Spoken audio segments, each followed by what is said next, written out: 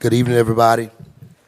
Our January 9th, 2023 meeting is called to order. We will proceed. We're going to have invocation by yours truly and pledge of allegiance by Councilman Nielsen. So let us stand for prayer. Shall we pray? Gracious God, our Father, we thank you for this day that you have given us. Lord God, we've already started a new year. A new year is a time for reflection. It's a time for change. It's a time to look and aim at our goals again. I pray, God, that each person individually is on the path to accomplishing the goals that they've set for themselves in this year. Likewise, Heavenly Father, look down upon not only myself, but the city council, city administration as well, so that we can collectively reach the goals we've got set for this marvelous city. Pray that you would guide us in the meeting tonight, that it would be done as Scripture even says about worship services, that God, we would conduct ourselves in a way that we have a meeting that's decently and in order. We give you the praise and glory now. It's in your Son, Jesus' name we pray. Amen. Councilman Nielsen. Please join me in reciting the Pledge of Allegiance. I pledge allegiance to the flag of the United States of America and to the republic for which it stands, one nation, under God, indivisible, with liberty and justice for all. All right, before we get to the next agenda item, I do want to ask everybody to please take a moment to silence your cell phones during this meeting. The City Council encourages public participation. Comments are limited to 3 minutes per speaker. However, this time limit may be reduced if there are numerous speakers on a particular item. To ensure efficient proceedings, all persons addressing the City Council shall state their name and shall speak in a civil and courteous manner. Speakers shall address the agenda topic only to which they are speaking on and shall not be repetitive. Members of the audience, please respect the rights of others and please do not create any noise or other disturbances so as to disrupt or disturb persons who are addressing the City Council, council members who are speaking or otherwise impede the orderly conduct of the meeting. All right, I hope everybody abides by that. All right, next we have on the agenda the reading and approval of the minutes from our last meeting, which was last year, December 12, 2022. Mayor, I'm going to make a motion that we dispense with the reading of the minutes of December 12th and ask that it be approved if no corrections to them. Second. Motion has been made and seconded to approve the meetings as they have been recorded. Comments or questions about that, council? Are there any public comments or questions about that particular motion? Okay, seeing none, Mrs. Stacy, roll call vote. Nelson, Yes. Smith, Yes. Harrington, Yes. PT, Yes. All right, that motion carries. Next item on the agenda is a proclamation. It's going to be read by Councilman PT. Thank you, Mayor. Resolution number 001 of 2023, a proclamation declaring January 16th of 2023 as Martin Luther King Jr. Day in the city of Natchitoches. Whereas each year on the third Monday of January, schools, post offices, and banks across America close as we observe and honor Dr. Martin Luther King's Jr. birthday. Whereas the first national celebration of the Dr. Martin Luther King Jr. holiday took place January 20th, 1986, as this year the celebration will be on January 16th, 2023. Whereas America was moved by a young preacher who called a generation to action and forever changed the course of history. The Reverend Dr. Martin Luther King Jr. devoted his life to the struggle for justice and equality, sowing seeds of hope for a day when all people might claim the riches of freedom and the security of justice. On Martin Luther King Jr. federal holiday, we celebrate the life and legacy of Dr. Martin Luther King. Whereas Dr. King advocated nonviolent action as a means to overcome the evil of racism in America, and he led the effort that resulted in the Civil Rights Act of 1964. Whereas Dr. King guided us toward a mountaintop on which all Americans, regardless of skin color, could live together in mutual respect and brotherhood. Dr. King recognized the power of service to strengthen communities and achieve common goals. Whereas Dr. King dedicated his life to empowering people and challenged them to lift up their neighbors and communities. He broke down barriers within our society by encouraging Americans to look past their differences and refuse to rest until our nation fulfilled its pledge of liberty and justice for all. Now, therefore, I, Ronnie Williams, Jr., Mayor of the City of Natchitoches, hereby proclaim Monday, January 16, 2023, as Martin Luther King Jr. Day in the City of Natchitoches. I so move that resolution number 001 be adopted. Second. Motion made and seconded to adopt this proclamation. Again, this is something that we do every year, so this is not anything that's a surprise to anybody. Dr. King's Day, we celebrate the third Monday in the month of January, and it's a day that I really look forward to, especially reading a lot of the quotes from Dr. King. You'll be amazed at some of the powerful quotes he said. We know that I Have a Dream speech that's talking about bringing us together as a nation, but there's so many other quotes that I think are really powerful and indicative of the life that he served. He really gave his life. He was a servant, to not just one particular race, but I would say a servant to us all. So I'm glad this is one of the things we do, and I consider MLK Day, I've learned this a while ago, it's a day on and not a day off, so we've tried to do some things to bring a level of service to the community. I know there may be some opportunities this year as well to participate. So again, just one of those wonderful proclamations that we have, and just give us an opportunity to reflect on the life of this just great American, Dr. Martin Luther King Jr. Council, I don't know if you have any comments or questions about this proclamation. Okay, are there any public comments or questions about the proclamation with Dr. King? Yes, sir, please come to the microphone. As you know, state your first and last name. I think Stacy's got the time for us. You ain't got to put me on time limit. Good afternoon. Islam alaikum to brothers and sisters. My name is Carl Sice, and I like the commemorations of Dr. King on Texas Street. And we're going to have a speaker for Dr. King.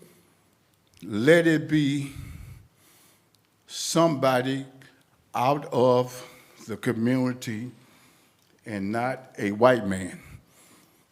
Simple because of the fact that we, as citizens of this country, was brought over here by force.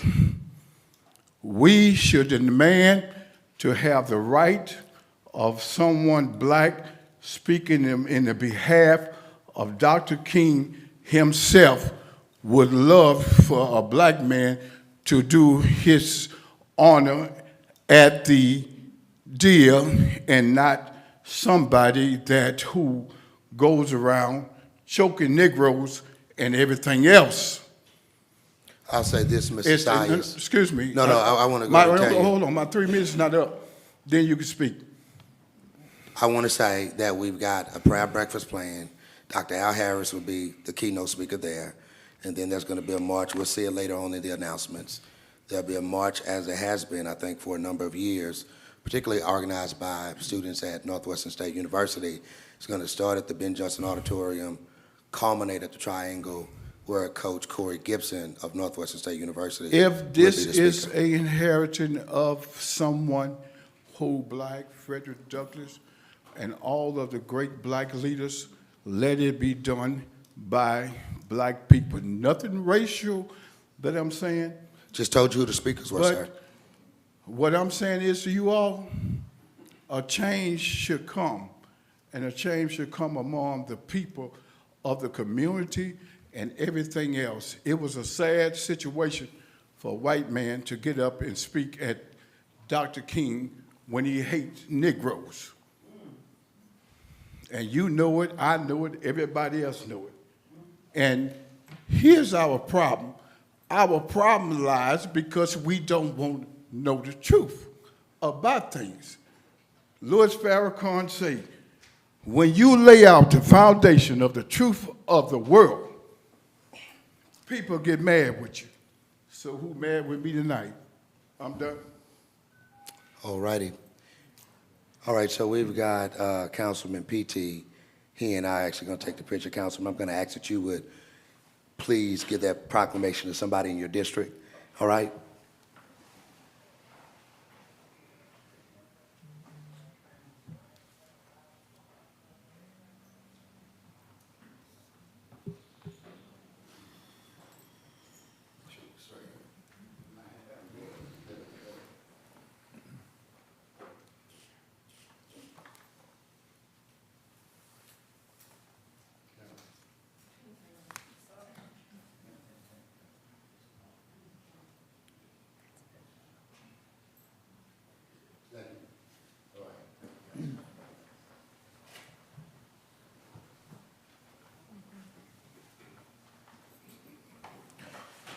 All right, and again, like I said, there'll be an announcement at the end of the meeting tonight that'll kind of let you know everything that we got going. We'll reiterate what we said just now.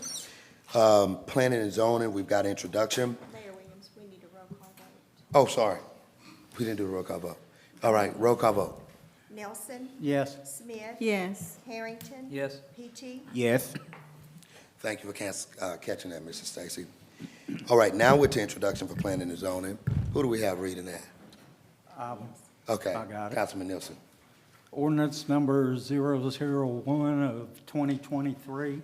Ordinance amending ordinance number 64 of 2001 by changing zoning classification of property described as follows. East half of lots 4 and 11, Block A of Natchitoches South subdivision, lots 5 and 12, Block A of Natchitoches South subdivision, Highway 3110, whereas the Planning Commission of the City of Natchitoches, State of Louisiana, has recommended at their January 3rd, 2023, that the application of Lighthouse Real Estate LLC to rezone the property described above from B3 Commercial and IA Agriculture to R3 Multifamily Residential to create student housing apartments. Highway 3110, Natchitoches South Subdivision be approved. And this is for introduction. Do we have somebody here tonight, Chantrell, representing this ordinance? Well, I'm with Lighthouse, but as I understood it. Could we have you, ma'am, if you're going to explain anything about this piece, could you come to the microphone? Yeah. I can step to the microphone, but there's really not a lot to explain tonight. And when you get to the microphone, please state your first and last name and whatever it is you have to say. All right, I'm Jennifer Davlin with Lighthouse Construction and Development, Lighthouse Real Estate. This has been, plans are submitted, it's 4 buildings, 40 units total, and while it's not exclusively going to be categorized student housing, that's definitely who we're going to cater to. Again, it's not going to be exclusive, though. As far as I understand, planning and zoning is just, this is an introduction to you guys for it, saying that they're on board to this point. We've got a few more things in the works, but the process is underway, and we're meeting those deadlines, and we'll be back at the next meeting and go from there. Help me where this is. Where is this? Do you know exactly where this is? Highway 1, is that right? I'm not from Natchitoches, but Okay. it's on Highway 1. It's across from Alliance Compressors. There's a Yeah. vacant lot directly across from the Alliance area. they're building on a little over 2,000 square foot of land, or 22 square feet of land. So it's a nice piece of land. If you look at Alliance, you have the car dealership, there's a vacant lot there. Okay, It's really an ideal location. There's always a shortage of student housing, and it's within a certain distance that students can qualify for the exemption, and so it'll be gated with a camera, good, safe place that students can qualify because of the distance from the campus to live at, so. yep. Okay, thanks a lot. Pardon? Council, do you have any comments or questions? Yeah, I just have one. I think at the planning and zoning meeting, you said is it 3 stories or 2 stories? What was it you all said? We need to get with, because of its proximity to the airport, to the airstrip, we've got to get with Ed Lee, I believe is the name. And we have reached out. I personally don't know where we are with that, but yes, the buildings, each building is approximately 12,000 square feet. Hold on, I'm trying to recall if it was 2 or 3 stories. And I don't have the plans in front of me. I'm sorry. I'm It was only, filling in today. what was submitted was only for 2 stories. 2 stories. Until we Okay. get FAA approval. Right. Well, and again, there has been no changes to what's been presented, and I thought that this was just kind of an introduction tonight. So I'm ill-prepared, actually, with the plans in front of me to be able to answer that question. But whatever it is, we are gonna, like I said, the FAA, all the zoning, the parking's gonna be everything it should be. We're not trying to get anything over. It's gonna be a beautiful project that we're happy to be a part of. Okay, good, because so many times that happens. You come for one thing and then you do something Absolutely totally not. different. We don't want that. We want this to be a good, welcomed addition to the community for everybody. Yeah. Councilman Nielsen, did you have something? Yeah, floor plan wise, 1 bedroom, 2 bedroom? It's going to be I do know that, it's going to be a variety, 1 bedroom, 1 bath, 2 bedrooms, 2 baths, and 3 bedrooms, 3 baths. So a mix of all of it. Okay. And we're hoping for, if it is rented to students, so that a bathroom per, bedroom, so that they can have their own suite, But you say it's just not for students? It's Is that not what you- exclusively for students, but we all know that with the shortage of student housing, it's going to be a fantastic addition to their choices where they can live. Okay. Any other comments, questions, council? Yeah. Thanks a lot for being here on tonight, and we'll see you on the 23rd. All right? One more question. Is this Yeah. going to be like affordable rent for these students? or- Most definitely, most definitely. We actually had some student housing, not apartments, when, getting into a little bit of personal, but when my daughter came here, and now my son is, my son and his age are graduating, and they're going to be here next year. So it kind of re-inspired us to come and, create a good spot. It's what we do, part of what we do, and so it's going to be affordable, it's going to be safe, and that's what we want. Because we feel like it's our kids coming. Thank you. Okay. Again, thanks a lot for being here All right. tonight. All right, moving to ordinances final. This is Councilman Harrington, ordinance number 72, 2023. This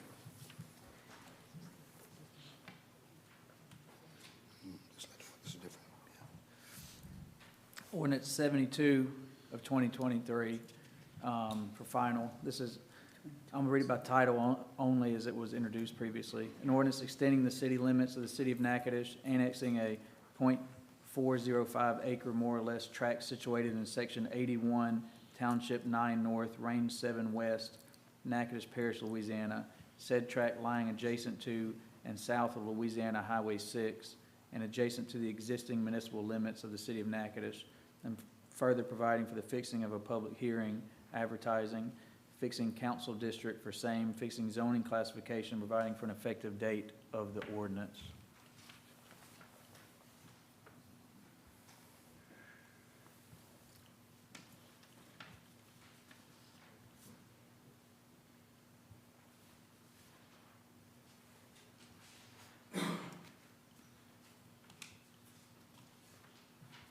Can you elaborate a little further where this is on here? Were you looking for something else to read? Councilman? You're finished? Oh, okay. All right. So this is final. Chantrell, this is the move, right? Yes. This is move on Highway 6. You know, the chiropractor? No. Yes. Yeah. So this Okay. is what this one is. That's what I was, okay. I Yeah, was yeah. clarifying Asking exactly for him what to this was. clarify I was where- trying So to- yeah, this is the move on Highway 6, which is next to now Cane River National Heritage Area. All right. So this had been on the agenda a while ago, and then it's run its course. It's back up before us now. Yes, okay. This is a sewer-related matter. Is that correct, Matt? Yes, they wanted to tie on to city sewer, and they had to be annexed into the. Yeah. I move to adopt ordinance 72 of 2022. Second. All right. Comments or questions? I know, again, Matt provided the rationale, and we know where we're talking about the new chiropractor place on Highway 6. Council, any other comments or questions about this ordinance? Any public comments or questions about this ordinance? Yes, sir.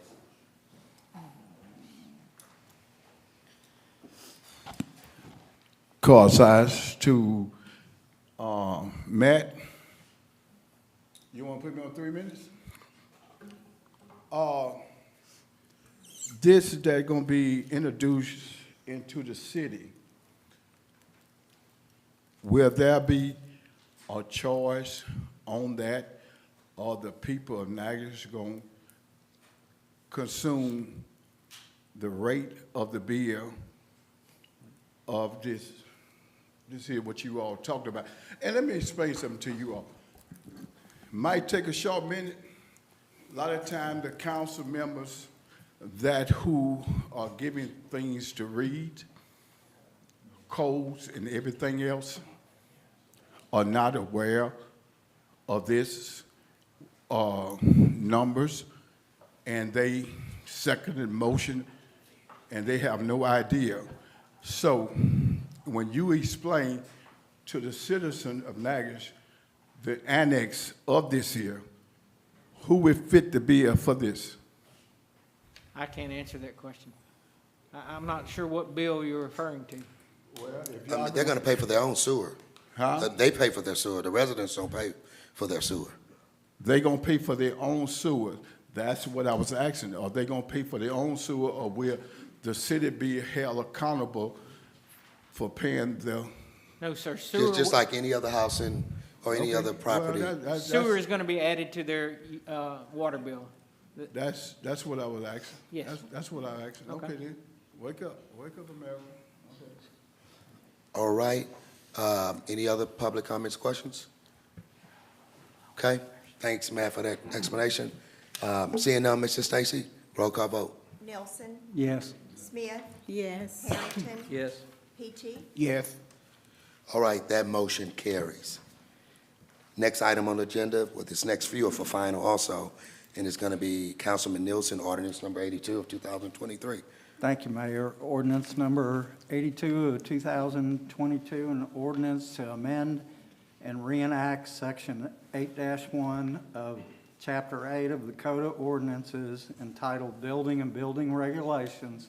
Said amendment being made to adopt the 2021 International Property Maintenance Code as the official building maintenance code of the city of Natchitoches, Louisiana, providing for advertising, further providing for severability, and further providing for a repealer and effective date of ordinance. And I move that we adopt ordinance number 82 of 2022.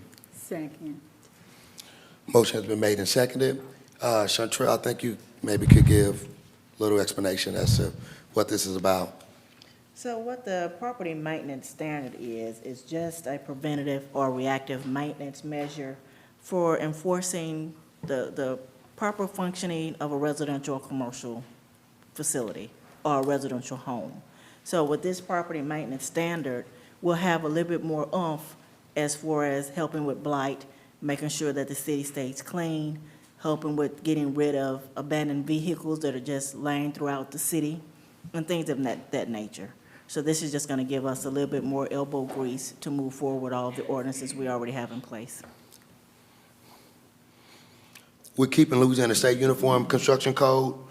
Is there a replacement or No, it's just not adding to replacing is it, what we're it's doing? adding to. We're it. adding to it. Okay, thanks. Council, you got any comments, questions?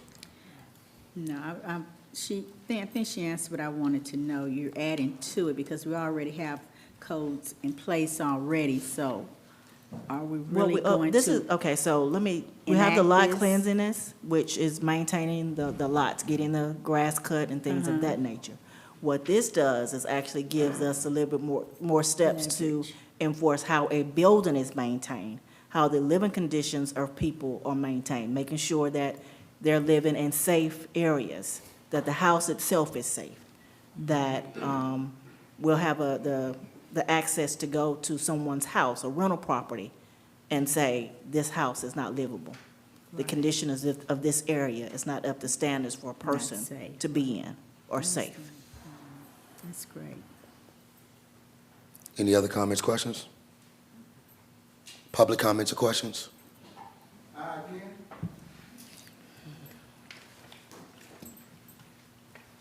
Call size. Let me share something with you all. I think that this movement here should have been a movement done 10, 12, 15 years ago on the scorn lords who have houses and renting these houses out that is not livable to people. If y'all gonna get a court enforcement on this, besides their property and everything else, to make sure that they are in compliance with city ordinance, city codes, for as people who living in these houses, raining in, pouring down rain, landlord ain't fixing nothing. I think this is one of the best ideas that somebody came up with, because people are suffering living in houses that these people are not taken care of in this city.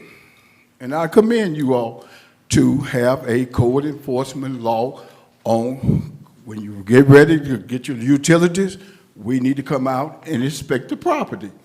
And once you inspect the property, this would let you all know if this place are livable or not. Thank you. Any other comments besides Let the Mr. church Sykes? say amen. Ms. Rock, will some type of fine be imposed on these buildings?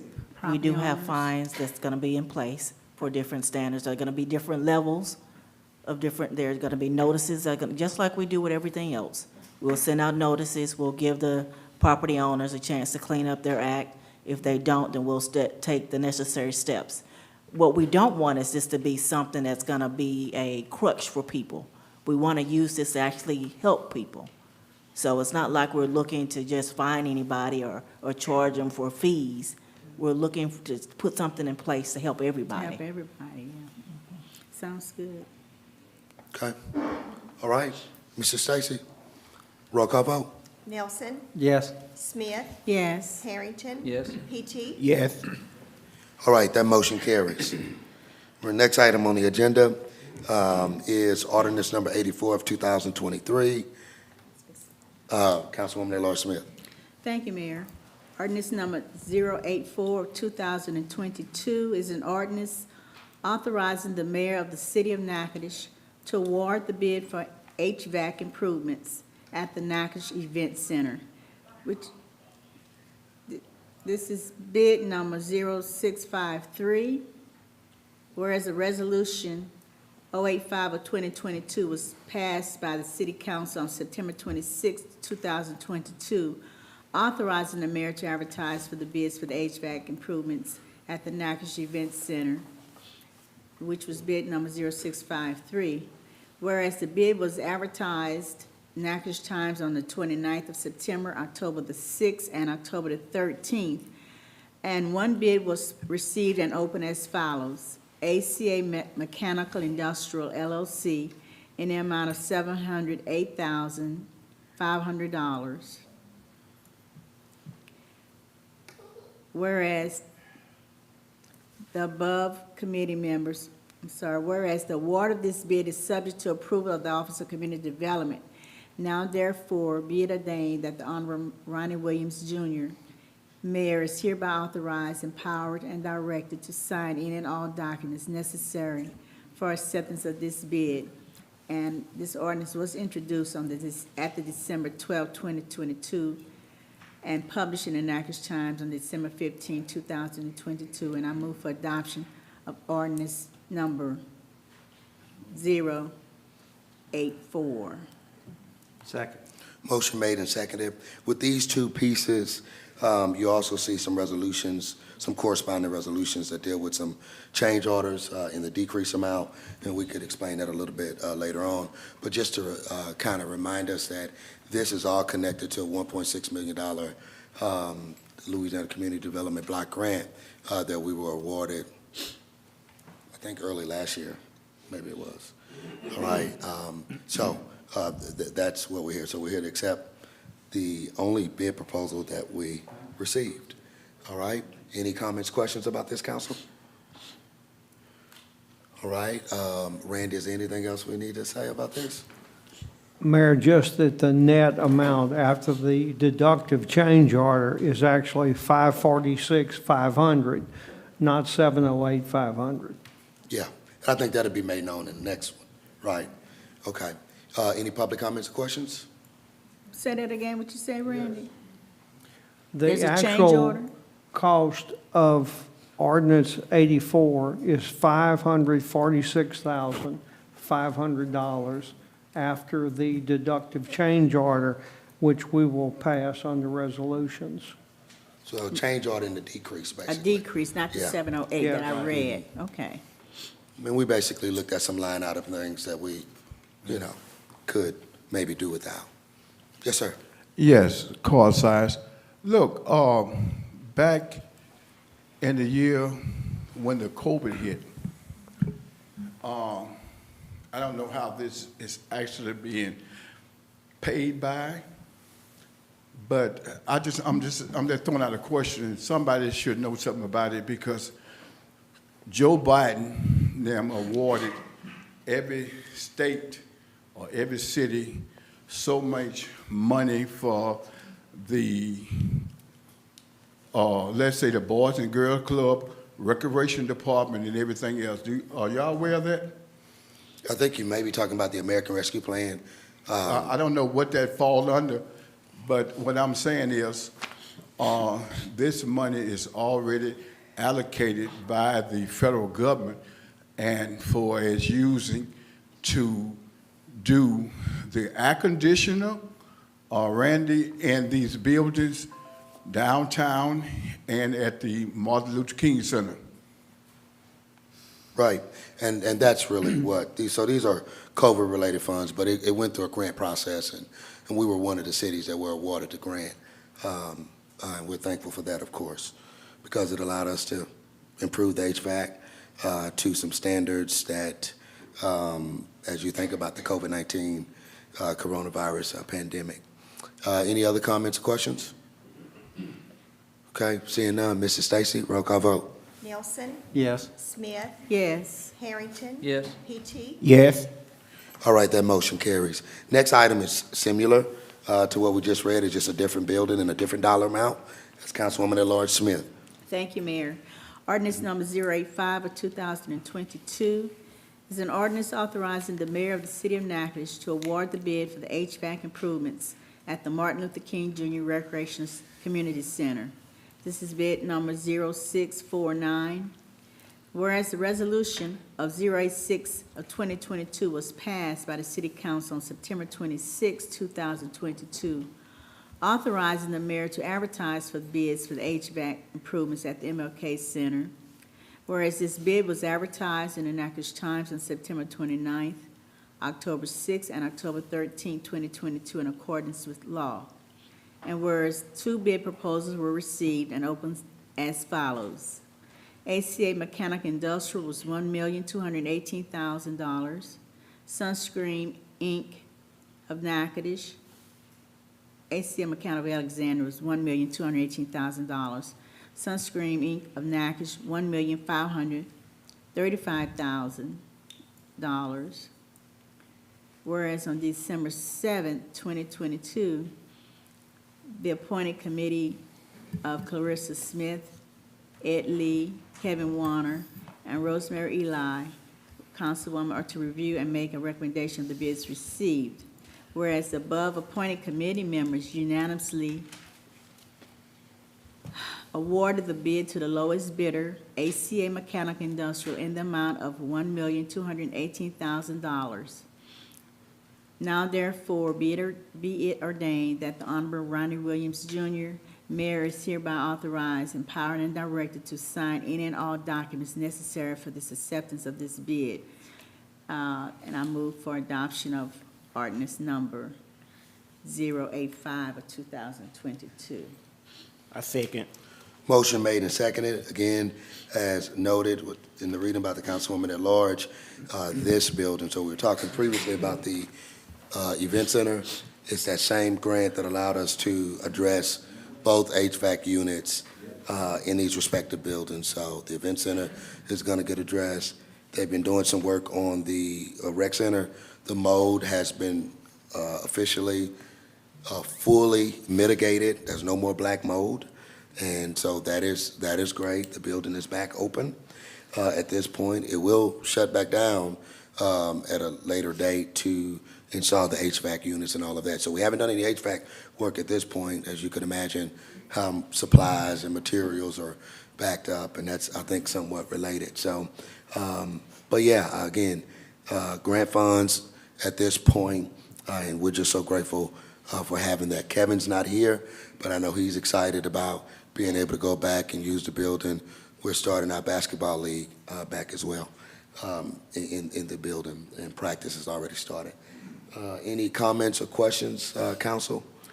I went through the building. It's really looking great. It really is. Can't wait till the HVAC get Right. in there. And they don't have open any up to tile? public. Oh, I'm sorry. No, no tile, but it looks good Yeah. without it. The tile is not back in. Looks good. And, hey, I heard that comment too. Somebody, had their kid at practice and were like, oh, the building looks really good. So, but yeah, it's a very safe building now. And I think we did a post about a month ago that showed some of the black mold and things like that were there. Any public comments or questions about this? Yes. Not trying to play hardball or anything else. Actuality, the building up on Martin Luther King Center never consists of black mold.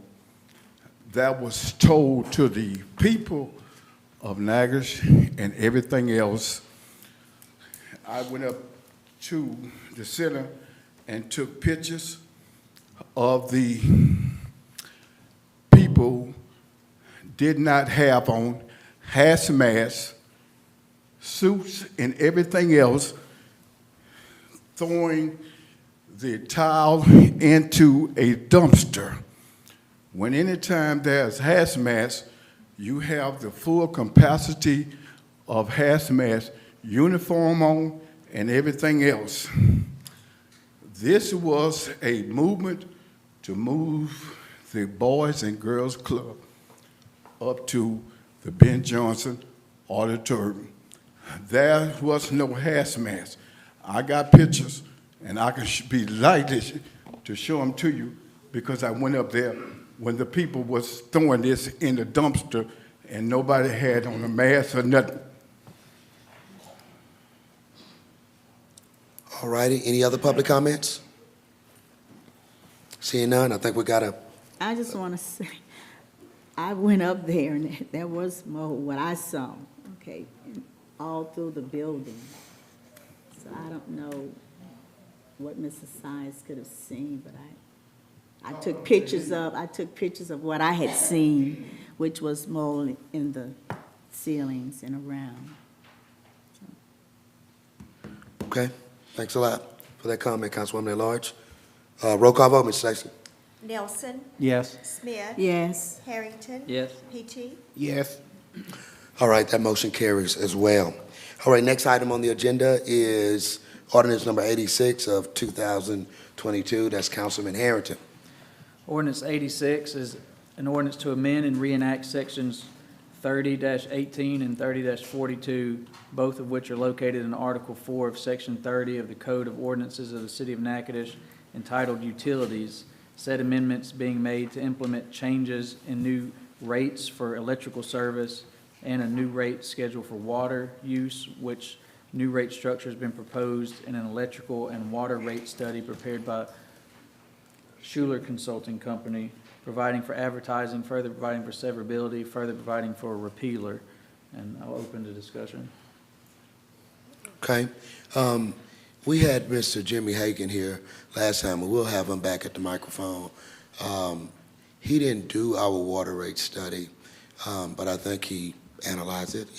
He studied the study, maybe. But I want to allow Mr. Rick Nowlin some time to come and kind of just share what he saw from the electric rate study. And as Mr. Nowlin is making ready to get to the podium, I think he's a familiar face around here. Matt, do you remember when, because again, it was Schuler Consulting that did the water rate study. When was that? Was that 2021, or do you remember? Yeah. It's escaping me now. What Henry Schuler did for us was he created a spreadsheet that we could use. He did the that water showed all rate. the different rate classes and how we could manipulate that rate, and to show us by the amount of customers that use that amount of water, what revenue could be generated from that spreadsheet. Yes. Okay. 2021, 2021. Yes. maybe summer, or, because I remember a couple of us. It may have been You were in that meeting. spring You were in of that meeting. 21. Yes. Okay. And I think, and please inform us, Mr. Nowlin, when your study was complete. I know it took some time to do, but as you know, sir, I mean, you know, rookie to this, state your first and last name, and then.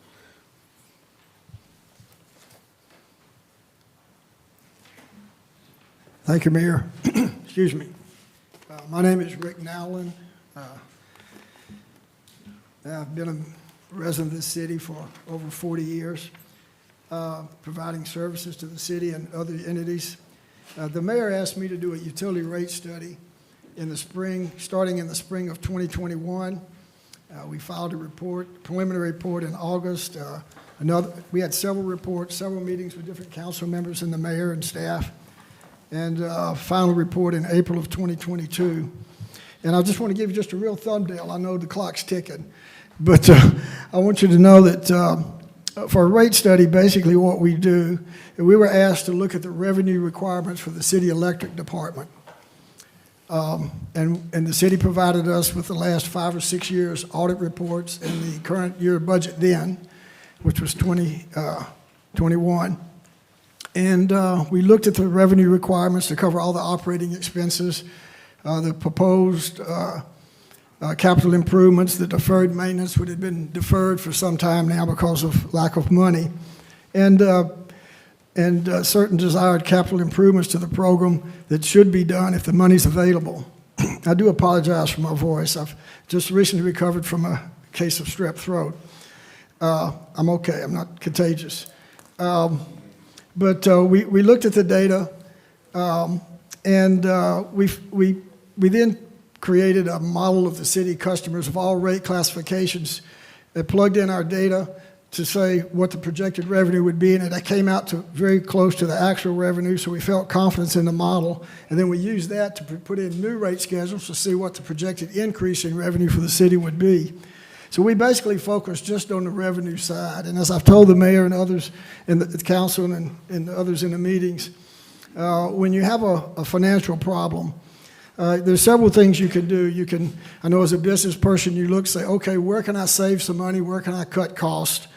And sometimes that's not a good solution, because I know that certain things being done in the city electric department need to be done, and has been deferred for some years. We've got equipment that's 40, 50, 60 years old that has an anticipated life of 30 years.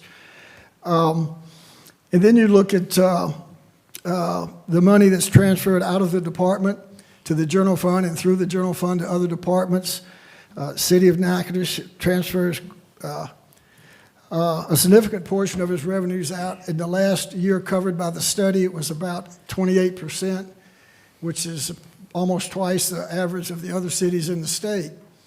That doesn't mean the money's being misspent. It just means that we rely on the utility department to fund non-utility departments, such as fire and police and streets and recreation. And I don't know what all, because that was outside the scope of my review. It's not for me to judge whether the money's being spent. Basically, my job was to say, given the existing utility expenses and what we need to do in that department and what we need to do in other departments with utility money, what revenues will we need and how will that translate into a rate increase? And that's what we came up with. And we actually came up with a figure approximating $4 million a year. After we revived the mayor, he said, we can't do that, but what can we do? And I think that the consensus of his administration, his staff, was that the city would shoot for or present to the people, to the council, a 1.5 penny per kilowatt hour increase. And later it was decided, I understand, Mayor, to do that in 2 phases of 3/4 of a cent one year and then 3/4 of a cent the following year. With that increase, we've estimated a revenue increase for the electric department on the range of about $2.9 million a year. So if you got half of it the first year, that'd be almost $1.5 million, and then the second year you would start picking up the $3 million a year. The rates associated with that, I think there's some charts around the room you can see.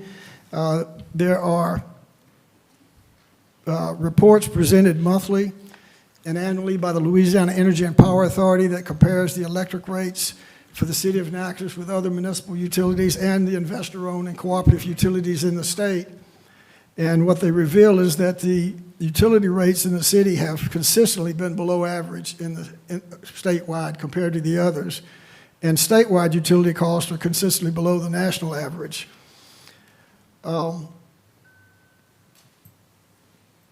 The proposed increase by the city, and I presented 8 different rate scenarios for the city to consider before it made its decision, but the proposed increase would put the city of Natchitoches rates, I believe, just a little bit above average.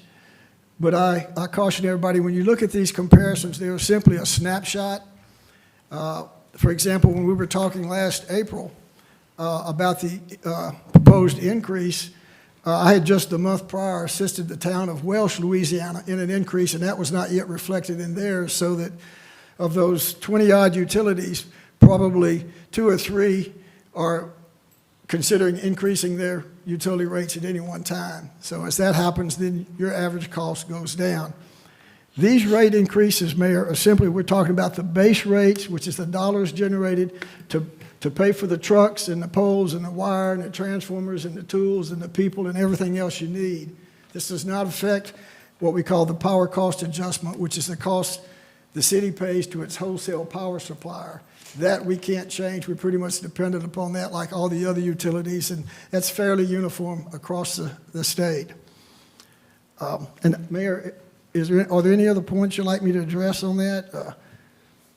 Did you cover the part about what you said about, well, I think you generally said it, about the financial picture? Yeah, bleak, or what's happened I is remember you that talking about the reserves particularly. because of the lack of revenue, over the last 5 or 6 years, the city has had to use reserve funds that accumulated for many years in its department. And you need reserve funds. If we lose a substation transformer, depending on the size of the transformer, it'll cost you between $1 and $2 million to replace it, and probably 10 to 20 months to get it replaced. And so you have to have some cash on hand to rent a reconditioned unit or a mobile unit from somebody. And the cost of the mobile units runs somewhere between 10 and 15% per month of the cost of a new transformer. So you're going to pay for a new transformer in a mobile unit, and then you're going to pay for the new transformer when you get the new transformer. And it can be quite expensive, or if you have a hurricane come through. And so I think, what was it, 5 years ago, we had $10 million in reserves, and had the city spent last year what it wanted to spend and needed to spend, we would have had less than $100,000 left. And that's just an untenable situation for the city. It's a risk. I am not passing judgment on the use of any of the funds. That's beyond the scope of what I was to do. I was simply required to do that. I know that fire and police and all these other departments that depend on utility money actually need those money, and certainly those are important functions too. So please don't misunderstand what I'm saying. It's just that the situation the city's in is that it has for the last several years deferred replacing old, outdated equipment, or just general maintenance, let alone making improvements to the system because of the amount of money. As shown on one of the charts, as I mentioned earlier, the city does transfer a significant portion of its revenues out of the department, more than other cities. But the only way to remedy that is to find other sources of revenues for those other functions. And rather than going indirectly through the utility department, it would probably be better if they were funded directly in some other method. But again, that's beyond the scope of what I was asked to do. You may be wondering why the utility department funds anything outside the utility department. For many decades, and I've been around a long time, but even before me, it's been accepted practice for municipal utilities to take its, quote, profit or operating revenue margin and use it for other lawful purposes of the city. The Louisiana Public Service Commission routinely approves returns on investment from the investor-owned utilities such as CLECO and SWEPCO and Energy in the range of 12 to 16% pre-tax. And so as long as the city's pulling something in that range, they're consistent with what the investor-owned utilities are doing. And Mayor, I'm here to answer any questions the here's what I'll council may say, have. because I do want the council to ask you questions. We do have Jimmy here, and I know some of the public want to speak as well on this item.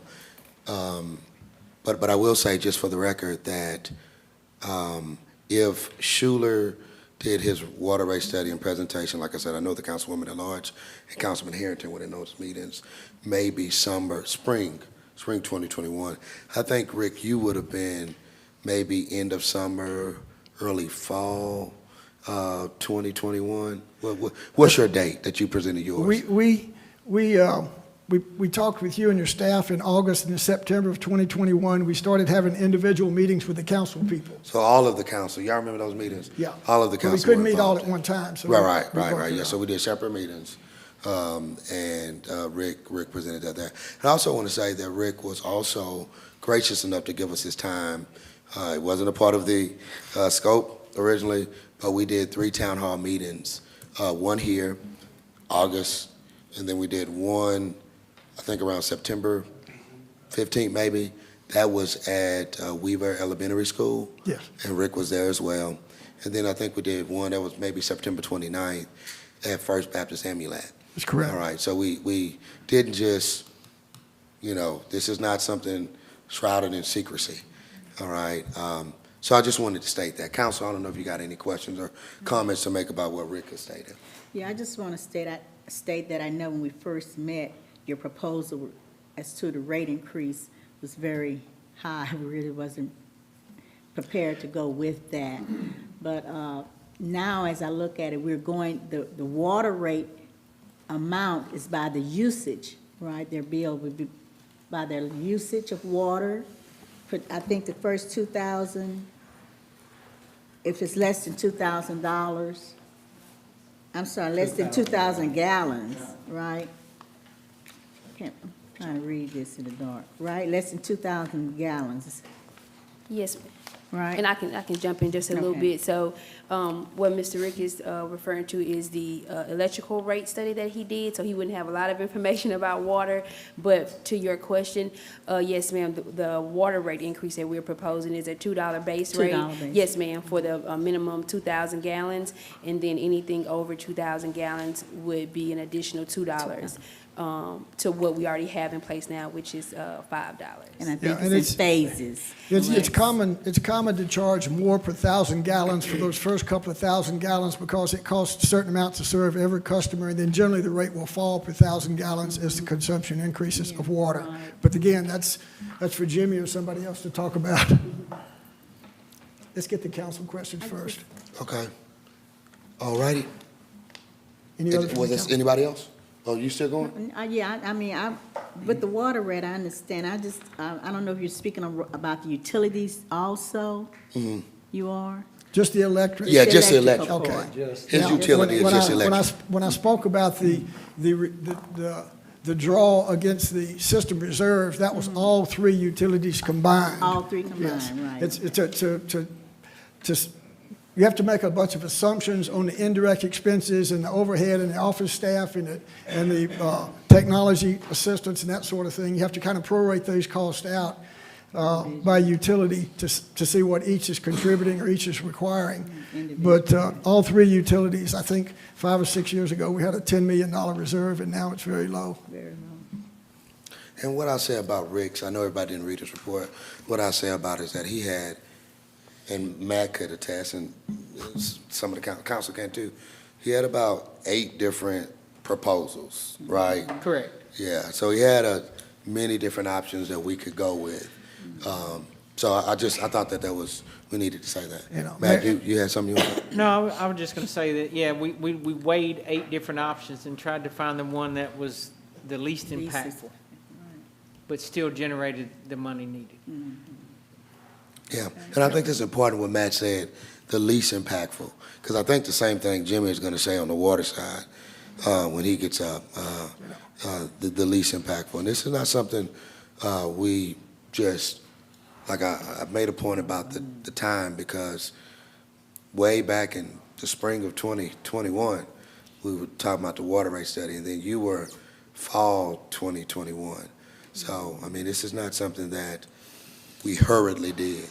No, and I think you were right. Or approach. It was probably in the best of the city's interest to consider everything at the same time, rather than doing one this month, one next quarter, and one the next quarter. I think the people need to get a total picture for all the utilities that increases that they may be facing.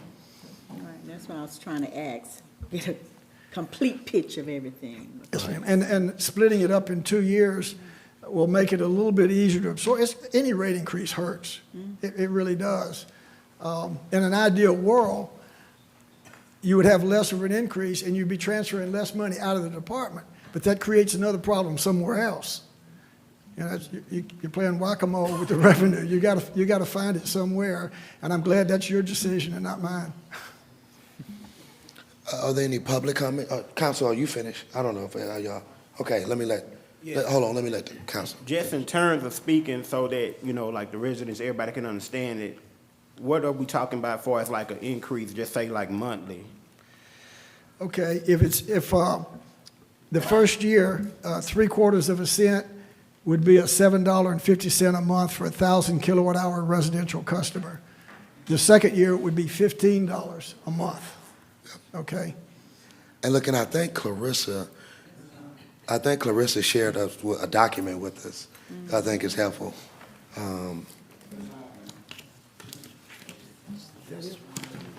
So with just looking at the average of all households, we were looking at about $17.29. So your numbers are very Well, close, the average, just with some variables. the average customer, electric customer, the city of Natchitoches uses a little more than 1,000 kilowatt hours a month, okay?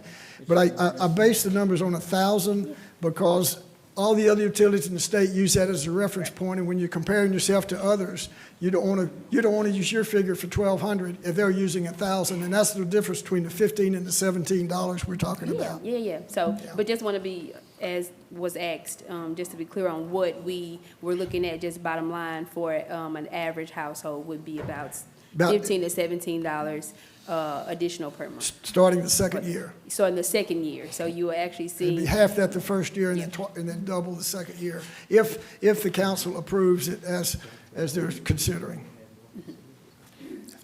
Okay. Ms. Callen is asking you to repeat what you said. the average increase for electrical utilities would be about $17.29 per month for an average household. Well, that's after 2 years, so we'll, yeah, so the proposal, the way it's proposed in the ordinance is that we'll have, half of the increase will come May 2023, and then the other half will come May 2024. Yeah, I get just approximately $16 a month based on an average Natchitoches customer. Yeah, yes, ma'am. That is more. The 1729 she's One talking thing about. I had passed out just a few minutes ago, I did this afternoon, we've been looking at total cost, base rates, plus the power cost adjustment that goes to the wholesale supplier. So this afternoon, I did a base rate comparison only. I just passed it out to you. It shows that the base rate, residential rate in the city of Natchitoches is 2.7 cents per kilowatt hour. All of the other cities and even the IOUs in the area are over 3 cents, as many are over 4 cents. Now I'm looking So, I at mean, 30, there's ways to look 55. at, to justify it or to argue against it too. Excuse me? The 3055, the average increase per household, what is that amount for? He's talking That's about the- this yeah, document. Oh, you went on this document? Yeah, this is Rick's document. Okay. Yeah, I'm not talking about water and sewer. Sure, that's not yours. Okay, this one is yours. Okay. Yeah. So I think he just referenced where we are, 2.7 cent Right. is where we are. And on this list that he's got Plaquemine, Ruston, Morgan City, Minden, Lafayette, and we're the second lowest. We're the second lowest on this list. Only Abbeville at 2.5 cent is lower than us. Yeah, and one thing I would point out, I did the rate study for Abbeville a couple of years ago. They have their base rates, they have their power cost adjustment, but what I found out in doing a little digging is they also add another penny that's not part of either. And So it's really more than what it's showing. So it's a penny more than what it's showing on my chart. Okay. So on this list here, we're probably the lowest. Yeah. Yep. Council, was there anything else for Mr. Nyland? Thank you for being so gracious, Mr. Nyland. I think there are some questions from the audience from you. And yeah, if y'all would just come to the microphone, state your first and last name so we can have it on the record. Kevin Shanahan from the Natchitoches Parish Journal. Mr. Nolan, I'm sure you're familiar with the numbers involved to calculate utility rates. Can you tell me how much money or cash has been transferred from the city utility fund to the city for operations over the last 3 years? Thank you. Give me a second. Yeah. Now, the city utility fund, which includes all 3 utilities, has transferred, I can give you the exact numbers, but it's approximately $20 million over 3 years. I can get you the exact number later. And the last year of the study was 2021. The situation doesn't change. I could have gone back and done it for another year, but the effort wouldn't have justified it. It was, in that year was over $8 million. The previous year was like 5.5, and the year before was maybe 6, so in total it was about $20 million. Mr. Nolan, have those transfers always been from profits, or did they dip into any utility department reserves? Yes, they've made a big dent in reserves. As I mentioned earlier, I probably didn't say it clear enough. What happens each year, in the last 5 or 6 years that we looked at, the utility department, if you look only at their operating revenues and operating expenses, they're in the black every year. They get in the red because of the transfers that are going out of the department. And I'm not passing judgment on whether they need to or not. I've already said that certain amounts justified. But whenever the transfers out exceed the net operating revenue, you have to make it up by drawing it out of reserves. And the reserves have been drawn down because of that situation. Because of I think the city's reluctance to reduce fire, police, and other things that are deemed critical city services. I'm not here to defend anything they're doing. I'm just saying that that's what's been happening. Thank you. Okay, thank you. All right, Mr. Bayon, we'll get you to come to the mic as we did Kevin. Yeah. State your first and last name, please. And we want you to ask your question on the microphone, so it's, Anyway, I'm Harold Bayon. I just have a couple of questions. How much revenue is it projected to produce per year? Per year. All right. When the city was looking at 1.5 cents, we were projecting somewhere in the neighborhood between 2.8 and 2.9 million dollars a year. If you do it half one year, I'd say 1.4 million the first year, and then 2.8 million the second year, and every year going forward. Okay.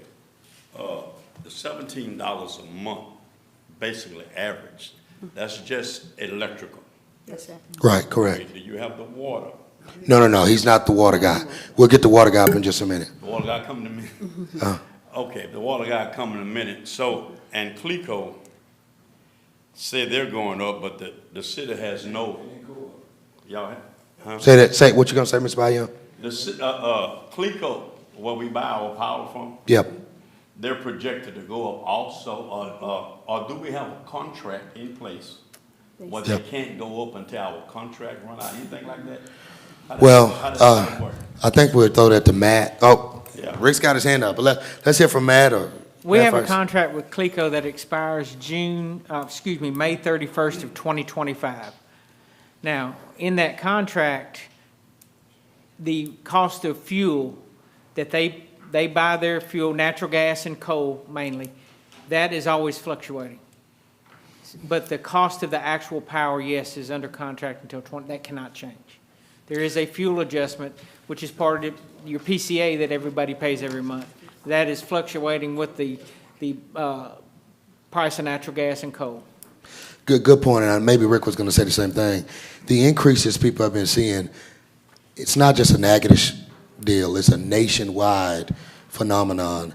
And one thing I noted in the letter to the editor in the local papers is that Matt provided me with some information that the cost of natural gas, it spiked, which caused, CLECO, they use natural gas to create their power. Is that what it is? About 35% of our power is created by natural gas, and about 30, it fluctuates, about another 32% by coal. Yep. So that's not money going to the city's coffers. That's right. Our is still 2.7 cents. 2.7 cents. So we haven't. Those increases everybody saw is not because the city increased anything. And All I'll right. say this, that in 1999, when it went up, it was at 2.3 cents. So from 1999 to today, it's only went up 0.4 cents per kWh, which is about $4 on the average customer in 24 years almost. Okay. Yeah. Let me reiterate what he said. He said 99, 1999, yes, 2.3. it went to 2.3, and then I believe in 2007, it went to 2.7.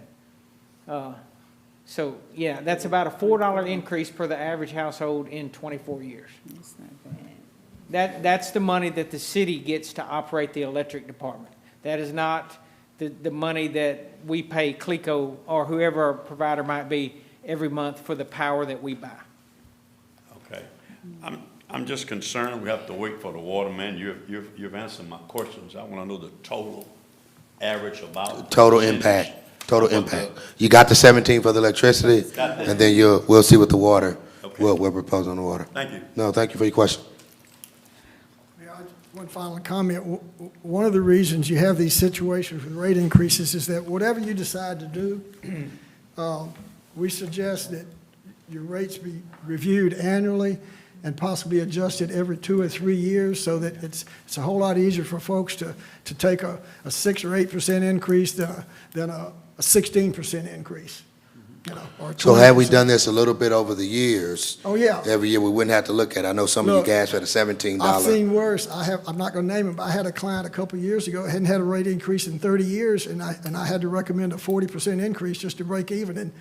and I got run out of town. I said, okay, that's, it's your system, but should have been looking at it, Yep. So whatever you do, you can't do it and forget about it. You have to continually do that every year. That's built in our ordinance. Yeah, currently. okay. I haven't seen it. Yeah. Any other questions? No, Rick, I think you've been great. I see that's another hand that popped up, but hey, Rick, I really appreciate you. You've been great. You've explained these complex topics, I think, really well, and we appreciate your time. Carl Size.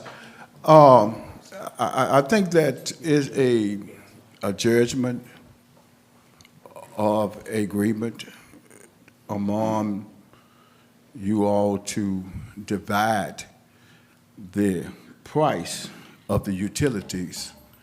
And I had a lot of constituencies call me and saying, wow, they jumping all on this at one particular time, and you got people who live on low income, and they going to the parish over in east to get the utility bill paid and everything else. It is a disgrace among our people or any people that don't have jobs can afford not to afford the utilities and everything else. The rate of the utility will skylark in this town here to bring on more jobs from the police department, the fire department, the city workers, and everything else. Now, I noticed what was said about cutting it into a 2-year deal, which is a fine deal because you're not giving this to the people all at once, and it will make a difference. And my concern is, it's about the people who is on low income. How would they afford the utilities in our communities and everything else? And I know we based on different cities and everything else. Natchitoches is supposed to be a city that take care of their own, and we can be proud of our city and everything else. I know that it's a rate hike among the people who sell the coals and everything else. Everything is going up, and people are suffering. But my thing of it is, I'll say it again, if this is going to be an impact to hire more police officers in our city and raise the pay rate of the policemen to get policemen here, I'm 100% for it. We just people have to cut back on what they are doing and paying what they have to pay, because right now our city is in a dilemma for its policemen and everything else, protection of the city of Natchitoches. So I don't see anything wrong with it. Thank you, Mr. Sias, for your comments. Look, you mind, sir, you want to talk on because I want to get Mr. Jimmy Baylor, Jimmy Hagan of Baylor Engineering. And then, sir, is that fine with you, sir? Can we do that? Can we get Jimmy up? Because Jimmy's going to talk about again, he didn't do the water rate study, but he analyzed it for us. Again, Schuler Consultant did it. It's been almost 2 years now since we had that study. So again, I want to reiterate, there have been many conversations among myself and the council, finance director. This is not something we've approached easily. It's been very light. There's been a lot of conversations going. The council can attest to that. So go ahead, Mr. Jimmy. Thank you, Mayor. Jimmy Hagan with Baylor Engineers and EJS Engineers. We're working with the town on their water plant project. Part of that project is to determine what the impact on the folks in Natchitoches will be in making the improvements to the city's water plant. I think everybody in the last couple of weeks realizes how important water is. If you're like us up in Shreveport, we do because we didn't have any water for 4 days. So I guess my water bill will be a little bit less next month than it was the previous month because I had 4 days of no shower and no dishes, no washing, anything like that. So fortunately, I think y'all fared a little better than a lot of folks did. But this project that the city's undertaking at its water plant is a project that's mandated by the Louisiana Department of Health. The city has a administrative order that requires that they make improvements to their water plant. And the city has engaged Schuler engineers previously and some other engineers who have had some other materials here. And basically, we would all say the same thing. The three engineers that have looked at this so far for the city is that the city's water rates have not been adjusted. I think Matt can tell you exactly when the last time the water rates were adjusted, but it's a long time. And the city has not spent any appreciable amount of money on its water plant in a number of years. It's been 10 years since the last major project was done out there. And again, this project is driven by something that somebody else is requiring you to do. So the good news is timing's everything in life, and so we've been able to work with the city and its staff to locate funds that come from a number of different sources. I think we heard ARPA earlier, American Recovery Plan. That's a source of bucks that have come from the federal government. The federal government has also given the state of Louisiana money to spend on water. And the city's in a position to receive as much as $5 million from a program called the Water Sector for this project. And we're also working with LDH to locate another $3 million. So if y'all recall last time, you got a water plant, it needs significant repairs to bring it up to current standards. The cost of the project has not changed appreciably in the last couple of years, although everybody knows stuff has gone up. We've looked at various and sundry things we can do at the plant to keep the costs down, and while keeping the construction costs down, locate other money so we can reduce the amount that the city has to borrow to do the project. So that's the background. It's a project that has to be done. How it's done and how much it costs and where you get free money.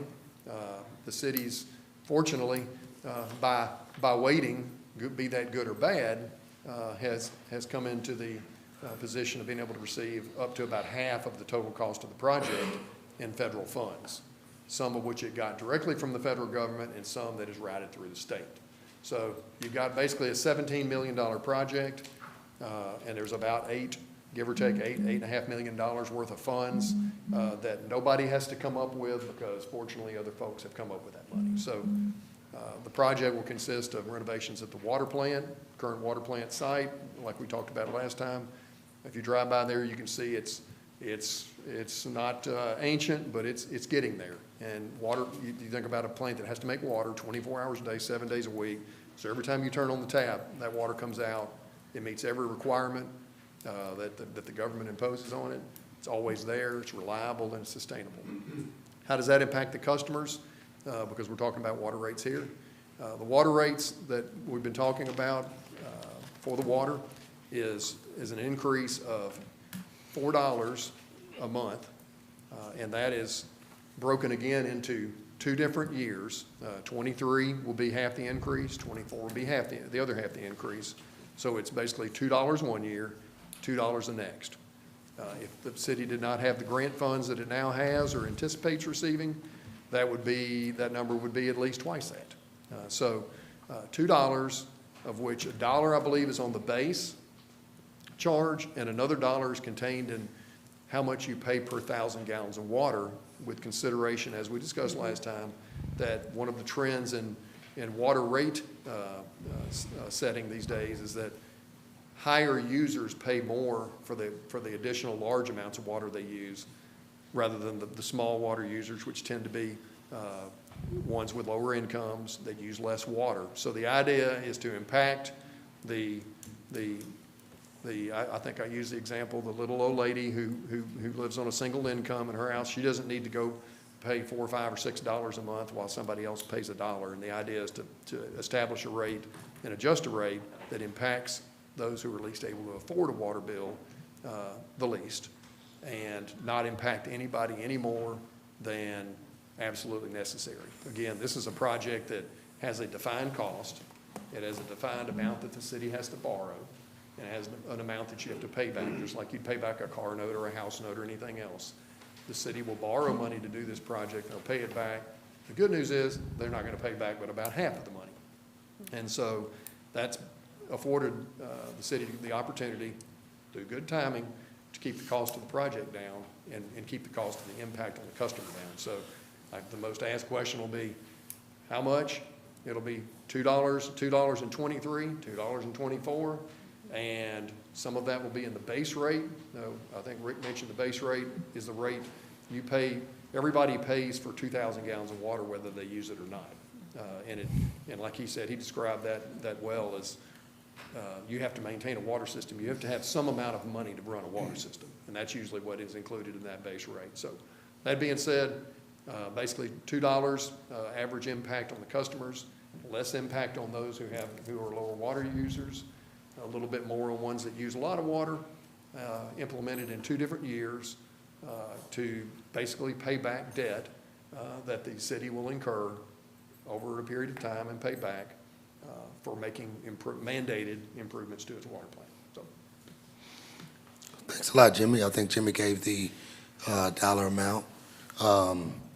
Clarissa, so the total impact So total impact. with electric and water and sewer.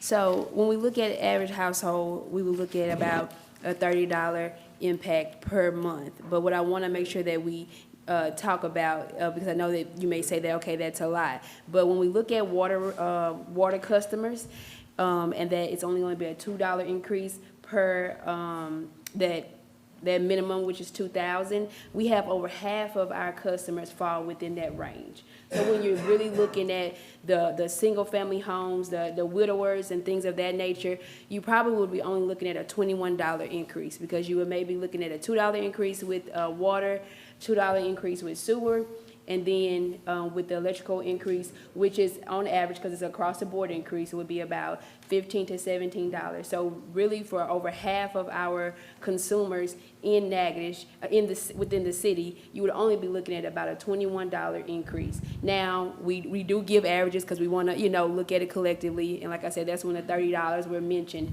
that on average. But of course, you're looking at you're pulling in the numbers for our higher users with the water and sewer. So when you're really looking at the picture, going a step above, more than half of our consumers would only be seeing a $21 increase. That's a month?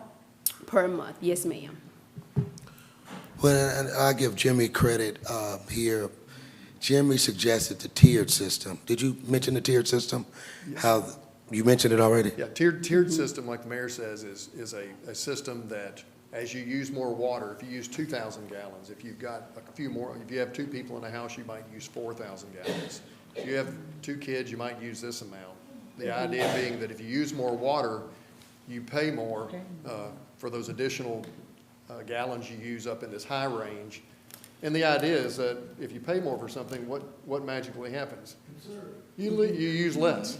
So you'll find that, well, I'm not going to water those who have sprinkler systems, which I used to have one that had a real large yard, and now I have a really small yard. And so I'd water my grass in the summer, and I didn't drink any more water, take any more showers, but it would be $300. So I got smart and decided that I didn't need a really big yard, I need a little small one. So I kind of made a decision about how I approach my life was I'm not going to use this water that's up in here because I don't want to put it on the grass just to say I've got a green yard. So same concept applies with people who might be a little bit more wasteful and might leave the sink running while they're brushing your teeth. Every little bit matters.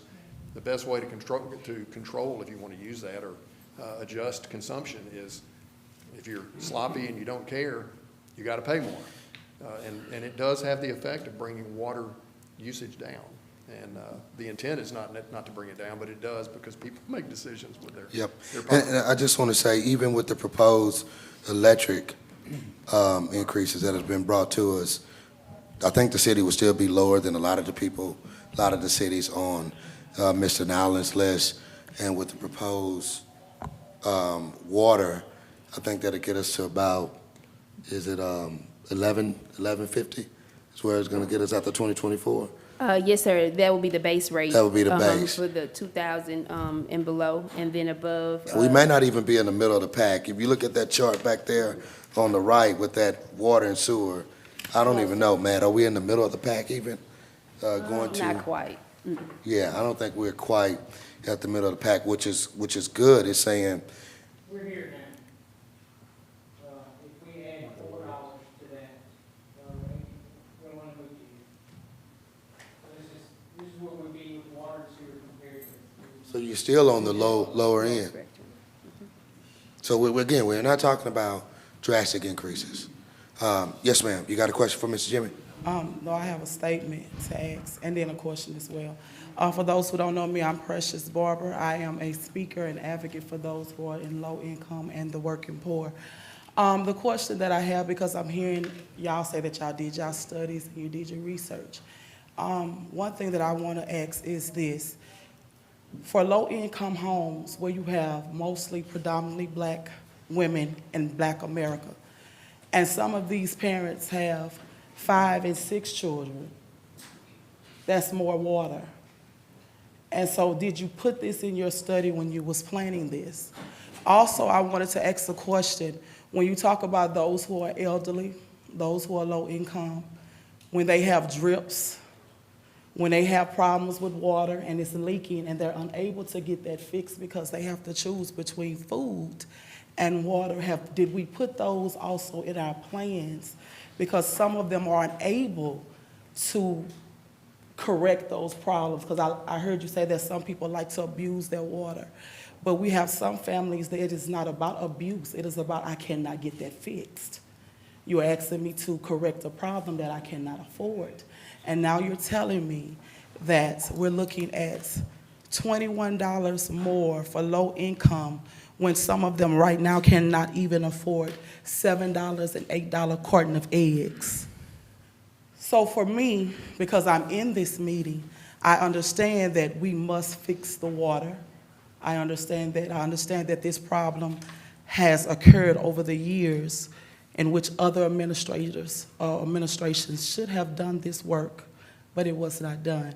And so I'm asking you, as I stand here, I cannot fully say that I can approve of this, and I want to put this on record, so when African Americans of low income and no income and working poor ask me, when I was in this meeting, what did you say? And I would tell them that I told them that you can't even afford eggs. You can't even afford eggs to buy for your kids. Some of you can't even afford bread. You're having a hard time paying the bills that you have now. And now I stand in government that says, without saying, that I'm going to increase you. Oh, you got extra bills? Oh, well. I feel like we should come with another solution. I'm not saying we shouldn't do the increase, but at the rate that you're going, are the inflations finna stop from our capital called Washington, D.C.? We don't know where we finna end up. We don't know who finna be the next president. We don't know what's going on. I need someone in this room to become a visionary and see afar off. You're seeing for the water, but I need you to see for the people who are living in these homes of poverty. Just a few years ago, according to USA Today, Natchitoches ranked 6th in the nation as one of the poorest cities in America.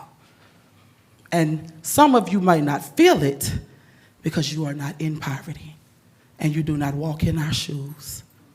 But for those who feel it, as even myself, I have a leak right now that I am unable to fix because I am in poverty. So I'm not trying to abuse the water, but I'm just unable to pay for it. So I have a constant drip 24/7.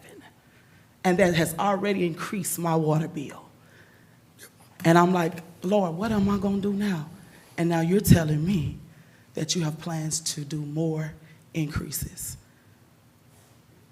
I wouldn't say more increases from us. Whoever, is going to be an increase. Yeah.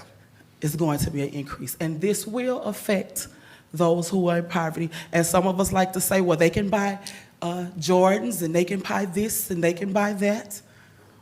But at the same time, you are not the ones who are out there feeding their children when the summer hits and they have no way to feed their kids. We, Precious Be Incorporated, a nonprofit organization, we are feeding the children. We are clothing the women. We are feeding them. Because even in all of that, all their tax money and everything, we still have to be the backbone of the community and take care of what is ours. So I'll stand here. I want the water fixed. But what you're giving to people in poverty, it will hurt them because that once again, they can't even afford $8 of eggs. If you were to be on Facebook, you see parents saying now, well, we're going to have to get plastic eggs because we ain't going to be able to use eggs for Easter egg hunts. Yep. Look, and I do So, appreciate. I just wanted to state that, and I will say this again, I want it to be on record. People in poverty, low income, working poor, I am not for this suggested plan. I hope that they can go back and figure something else out to still fix the water. But this plan right now, I want to go on the record that I am not for this. Thank you. Have a great day. Appreciate your comments. I will say about your first question, as I remember it, you're saying folks in poverty. I guess I'll say two things about it. We've, again, had many meetings. My third week in office was somewhat intimidating, but Matt was in that meeting. He wasn't utility director yet. And I've said this before, other people have heard this, but they give me a $20 million water treatment project that, again, we've known for years that we needed to address. But a part of it is, like Rick was saying, it's, it's about where you get the money from. Believe it or not, it's very expensive to run a city.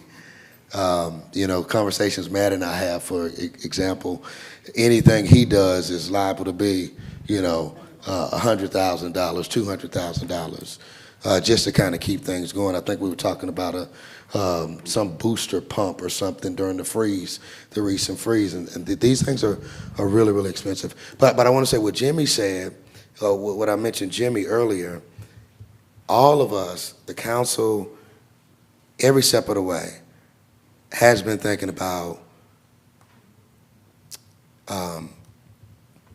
as is stated in Scripture, the least among us. That's why we've had hours and hours of meetings. That's why we knew we had this issue, but we wanted to be methodical. We wanted to be very thoughtful. One other challenge is that, yes, as Mr. Bayam mentioned earlier, everything is literally increasing. And we've certainly held back. The increases you've been seeing, it's nationwide. It's not because there's been a vote of the council. It's been in the economy. It's been natural gas costs this, so it has to be passed on somewhere. All right? But Jimmy, to your point, Precious, Jimmy brought up this tiered system, which, as he just explained, is designed to really be favorable to some of your, favorable to your impoverished users, to say it like that. That's just what this tier system is really about. And when we look at it, when we say that to get water from $9.50 to $11.50, and we're still on that chart back there, we're nowhere even near the middle of the pack. Certainly nowhere to the right is your high-end users. Again, so we've thought very carefully about it. What I've been doing is pointing people to, outside of OCS, I point people to the emergency rental assistance. I do have it in our plan to do more in terms of for us to maybe hold seminars with emergency rental assistance. I've pointed people in that direction. And individuals have received compensation from emergency rental assistance. We obviously did a utility assistance program with the American Rescue Plan dollars. That's one-time money, meaning we won't have it forever. But I hope it's showing the heart of not only myself, but of this council as well. What's that? Well, we had a budget that we budgeted from the American Rescue Plan. So yeah, it's eventually the one-time money is going to be out anyway. It's one-time money. But I think there are some other things that we can do. You mentioned the leaks. One of my goals for this year, and I credit Nicole for having the road show of USDA and getting them to come here because we weren't originally on their list. But Louisiana Housing Corporation and USDA, there are some amazingly free they're amazing programs, and they're also free, that are really underutilized, that I want us to really have an effort to get these programs to the public so that they can help them with, I think, some of the things like weatherization, which will be replacing those pipes and addressing the windows and things like that. Are they free or are they loans? Because if they free, they just became free because my mother used them, and you still have to pay a monthly payment, so they're loans, they are not free. There are some loans, the weatherization is free. That might be through the Louisiana Housing Corporation. Yeah. So yeah, USDA, there is but I think it's a low interest, very low interest loan. Okay, so there's a loan, it's not free, correct? It depends on the program. It depends on the program. And it was not free. And if you didn't pay on time, you couldn't lose your home. So that's why I was trying to make sure it wasn't free. Yeah, it depends on the program. They have a loan component, they have a free, just which one we're looking at. I think the weatherization is free. I believe it's free. Because I took an elderly man that was 65 years old with a weatherization about 2 years ago. Yep. And he had to have a certain credit, and it was not free. It was for weatherization, was to get a loan. You do have to have a certain credit with that, you Yep. really do. Well, I think you're talking USDA. And we can get that information out. Mr. Sias is up, and I do know we have another, and I think I have Mr. McCullen as well who wants to say something. So, Mr. Sias. Yes, once again, call size. If this is gonna be a thing to hurt people, we need to take one and drop the other. I noticed the lady Carissa say, raising the sewer also. All this is falling underneath the umbrella. And like I say, black folks are tired of going over to council on aging, asking, and you know, being a man or being a woman or being anybody, have to go and lower your standards to ask people to help you.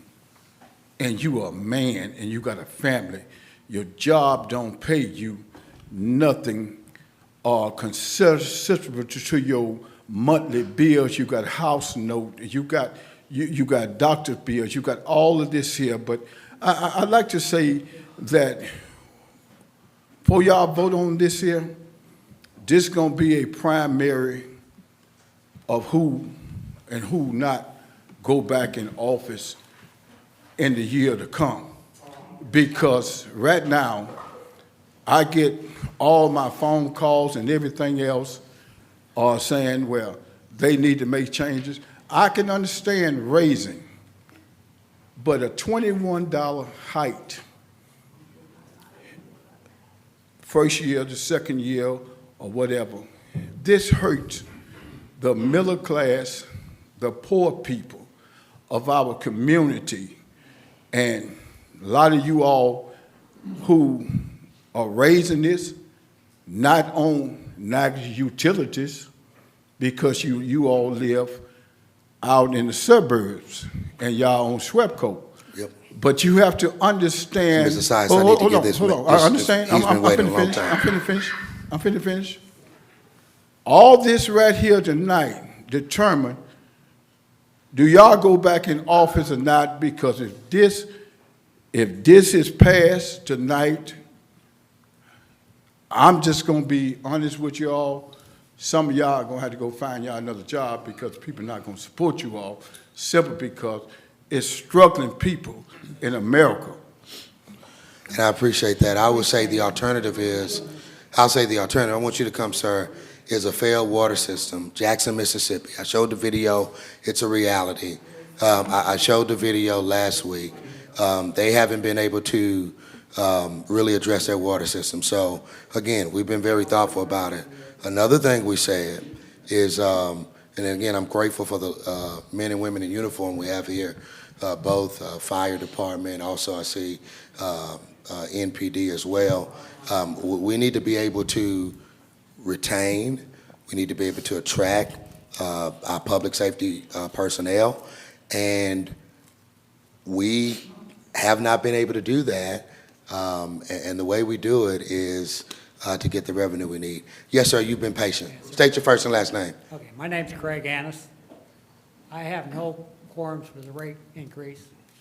My quorum is with the money you guys are taking out of the utilities.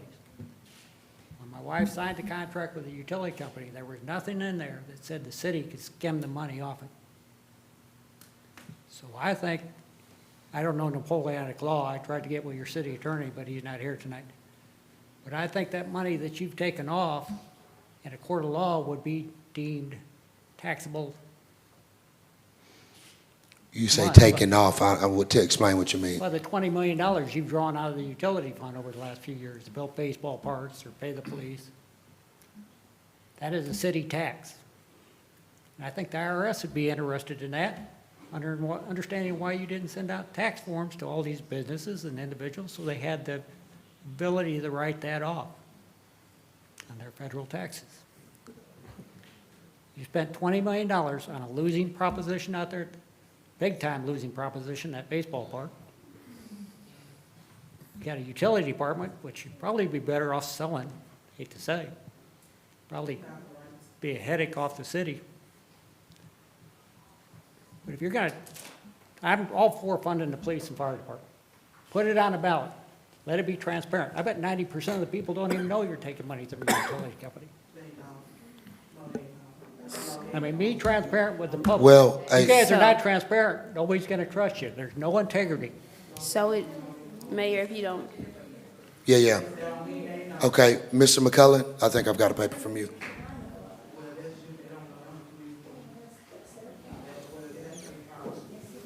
We need to stop. Hey, folks, ladies, y'all can go outside with it. Mr. McCullen. Thank you, Mayor. It's an honor to be here tonight to be able to visit with you a little bit.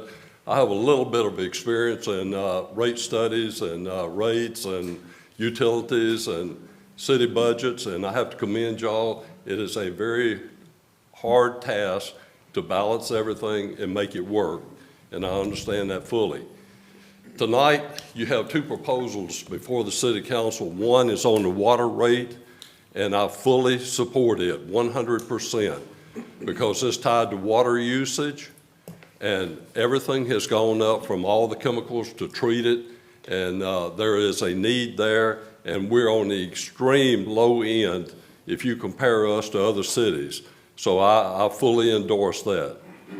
But on the other hand, the electrical rate increase, I'm adamantly opposed to it.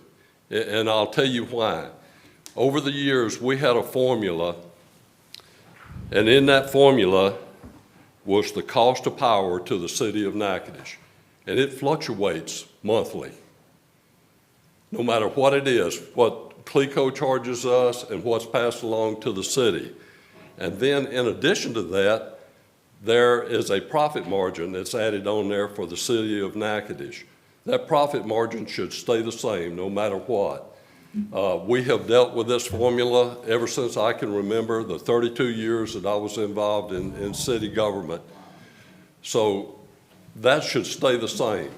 That amount right there should generate enough money to sustain your distribution system in the city of Natchitoches, sustain the utility department in the city of Natchitoches, and to add reserves.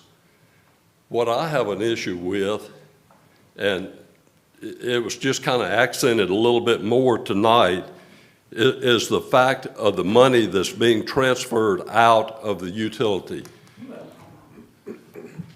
Can you tell me again how much last year we transferred out from the utility to the general fund?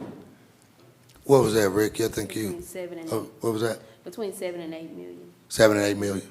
7 million? Between 7 and 8.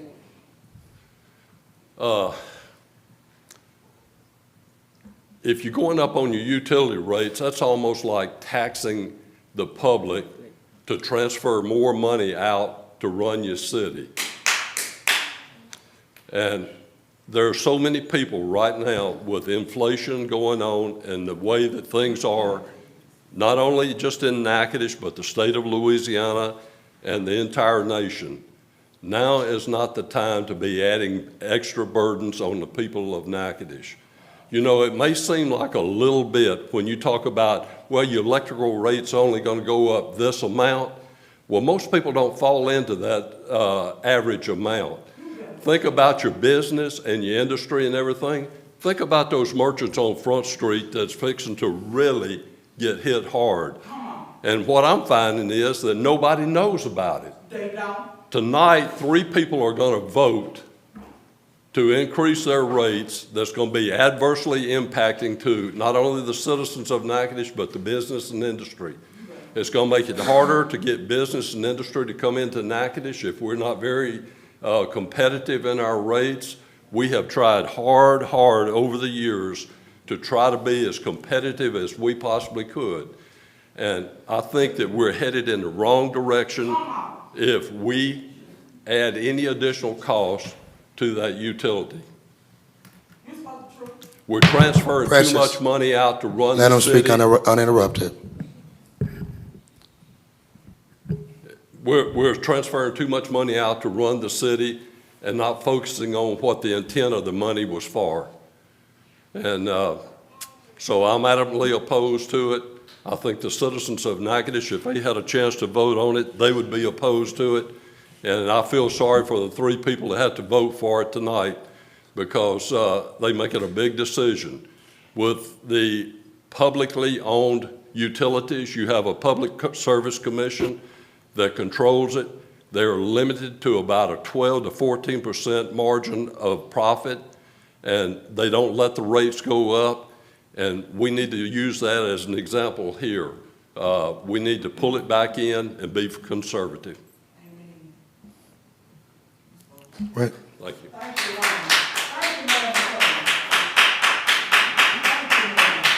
Just a minute.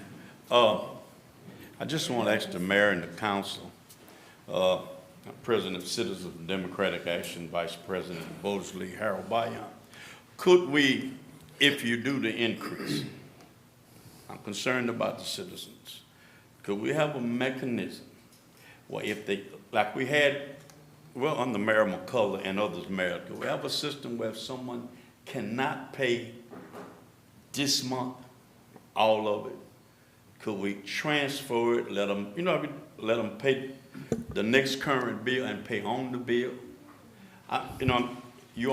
Clarissa can speak to what we have already. So that's, is that possible? well, that is one thing that we did because, again, as the mayor said, we did want to consider those who have difficulties financially. Yes. That is one thing, that is one of the most important things that we considered. So what we wanted to do now, we have in place that there are extensions, so that has never been dismissed. You know, a person can get an extension if they need it, and we'll work with them on a payment plan.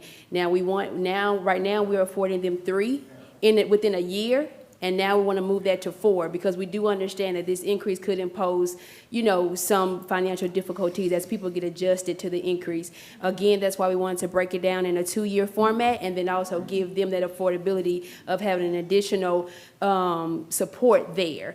Again, we have also looked at other things as far as having some maybe city funds that we could allocate to just support and things of that nature. We did it with the ARPA funds, and that was it was greatly received by our citizens, and we want to somehow continue that if it's not something that we do in-house, something that we can direct our consumers to with some outside resources. But yes, sir, we have definitely looked at that, and we're wanting to move our internal process that we have now from 3 possibilities of extensions to 4 so that we can help support our citizens during this transition. That's something you're all in favor of? Oh, yeah, we've already. We have it now, we do it, we've been doing it. Yeah, we're doing it now. And talked about adding another one to it. Adding another extension. Yeah, I'm talking about Yeah, of course. I could see 5 or 6 really, but there are people hurting out there, I know they are. Yeah. All right, hey, Mr. Sayers, Need you in order. You're not in order, sir. Are you finished, Mr. Valiant? I just want to say that I wish we wouldn't do the increase. We are against it as citizens. But if you do it, I was concerned about what I said. It sounds like you have thought about it. And I just wish we can do whatever we can do to make it easy on those that cannot afford it. Yep. Okay? Thanks a lot, Mr. Valiant. Council, you got any comments or questions at this time?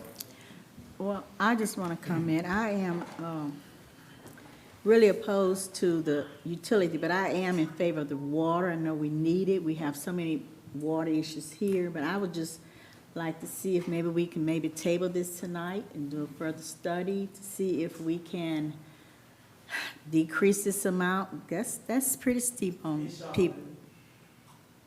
That's pretty steep amount on people who are low-income people and are having problems now paying utility bills.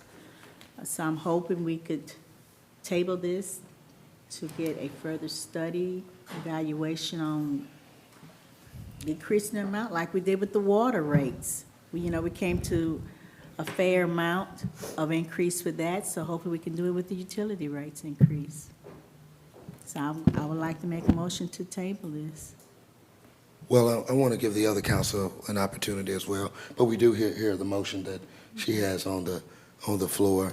And I guess at any time, anybody can second it. And I just want to add, it's not for re-election, because I'm not in this for the money. Okay, so, thank you. Yep. Any other member of council? Mayor, just, looking at all the things that was discussed here tonight, just my concerns, of course, we got the aging water system. Okay, and when it comes to our civil service, we know that we need to try to do something there to try to get them up to a better number, to work on retention, and then also the impact of the citizens. And, my district, District 3, the majority, I ain't gonna say the majority, but I have a lot of I ain't gonna say that word, but I wanna think of something else to say. Low income? Low income, Yeah. you can say low income. And I know that they would be directly impacted, but as far as the water, I think that if we are to look to do it, I think we maybe need to separate it. Maybe we do water and then and then do electric, because also that number, that 2,000, I think it was, as far as the gallons, I'm pretty sure that a lot of them probably would fall in that range, so they probably won't be as heavily impacted. And also, too, we can work to try to generate that income, because God knows we want to, make improvements as far as the security of the city. And, we kind of, get a bad rap about just different things, the crime and stuff like that. But in order to make change, we also got to be mindful of what we asking these people to do. We asking them to go put their life on the line, where they can go right there to Hobby Lobby and make more, so we need to really, it's just, just. We need to it's study a it big some thing. more. Yeah. Mr. You Councilman Harrington? Or? Oh, yeah, come on, Captain.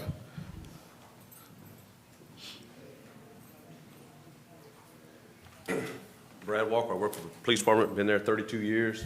I'm not talking for Chief Collins, I'm not talking for anybody but myself and the people that's sitting right back here. I hear, about the electrical rates, and correct me if I'm wrong, the water rates will be for getting a new water system, which is what we need. It's probably 40 years old or older, and everybody knows we need that. Probably It's 50 older. years old, actually. It's older. The electrical rates, from my point of view, and correct me if I'm wrong, will be utilized to not only give police, fire, and all other city employees some type of very much needed raise, but it would also, because we won't use the entire amount that you would receive for the electrical rate increase, it would be used for other things that the city needs, whatever that is. Is that correct? Yeah. Okay. Yeah, you're correct. Is that right? Yes, sir. All right. Everybody's been up here talking about poverty, and everybody, is in a bad state of mind or a bad state of affairs. I just looked it up while I was sitting right there. For a family of 4, the poverty rate is $34,690. A starting police officer makes $28,392. He's $6,000 with 2 kids and a wife. He's $6,000 below the poverty rate as we speak right now. I'm telling y'all now, you do what you want to. But if you don't give the policemen and the firemen sitting here and the people that work for all these other agencies right here a raise, you're not gonna have anybody here. I have heard and heard and heard for years about the crime rate in Natchitoches. That's all we talk about, until now we got a chance to do something about it. But everybody's against it now. Well, not everybody, that's not true. A few people are against it. But they're gonna be the same people complaining about the crime tomorrow whenever y'all don't vote for this. And that's just the way, what's 85,000 gonna do? 85,000 is not gonna do anything. You know that, Mayor, and the rest of y'all know that. That's a one-time deal. The point of the matter is this. The point of the matter is this. I'm just asking y'all to think long and hard about tabling anything, because at this point in time, I think we're 10 officers down. It might be 8. I can't speak for the fire department. I don't know how many they're down. But it's gonna get worse. I'm telling y'all, it's gonna get worse. And if you don't believe me, that's just the truth. And I hate to be it, tell you like it is. Some people here might not like to hear what I'm saying. But if you think the crime is bad now, don't give these people a raise and watch what happens. Y'all need a raise, I know that. Your And that's life the is truth. on the line every day. Thank you very much. I'm hoping Thank- our finance Thank you, Captain director- Walker. Thank you. Yeah.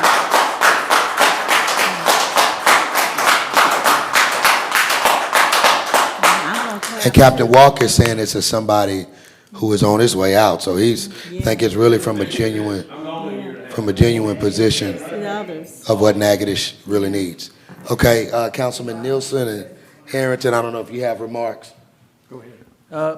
Yeah, and this is something like the mayor said we've been meeting on for well over a year now, a year and a half or so. And it's something none of us take lightly. It's, in my career as a bankruptcy attorney and Social Security disability attorney, I see those who are in need and see their budgets on a daily basis, and I see how $4 can impact an individual's budget. And so it's something that's decisions that keep you up at night because you know you're going to affect people. And at the same time, like Mr. Walker said, then you also have to look at protecting everyone in the city. And are we going to have the police, I mean, we're already down. I thought it was 12 or something. We've been able to hire a few more in the last Good. couple weeks. Thank goodness. I hope they stay. And that's the problem, isn't it? Is they don't stay. They don't stay. Because they can get paid more one parish away. They go to the state, for instance. And we have to maintain these officers who are out there putting their lives on the line, getting paid poverty rates, which doesn't make any sense to me. And so it's a balance. The numbers that came to us before, we all agreed were too high. We all agreed were too high. And they keep going back and forth for a year and a half, to a point that I guess we feel as comfortable as we can feel about it.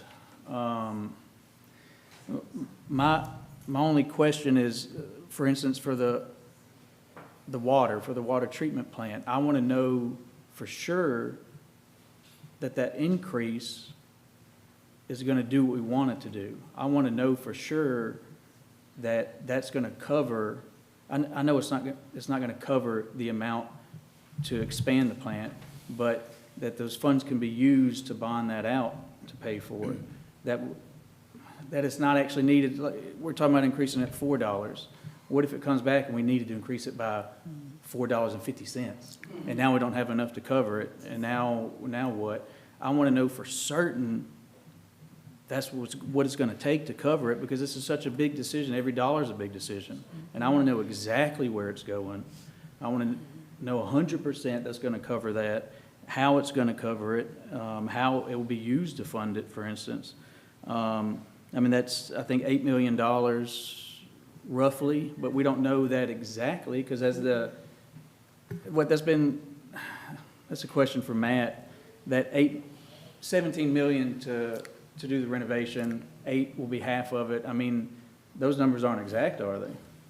No, and you won't know the exact numbers. I mean, we use engineers that do these jobs all the time that can estimate what this project might cost, but you never know the exact number until it's bid, until you get those bids and evaluate the bids and say, yes, you know, this estimate was good. We've had designers' estimate come in and their estimate be high, and the bid actually come in lower. But more times than not, it's usually pretty close, if not a, you know, job coming a little bit higher.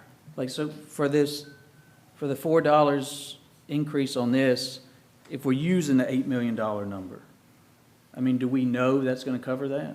Yeah, so with the $4 increase, we'll be generating about $1.5 million per year additional, and that will support the rehabilitation of the water treatment plant.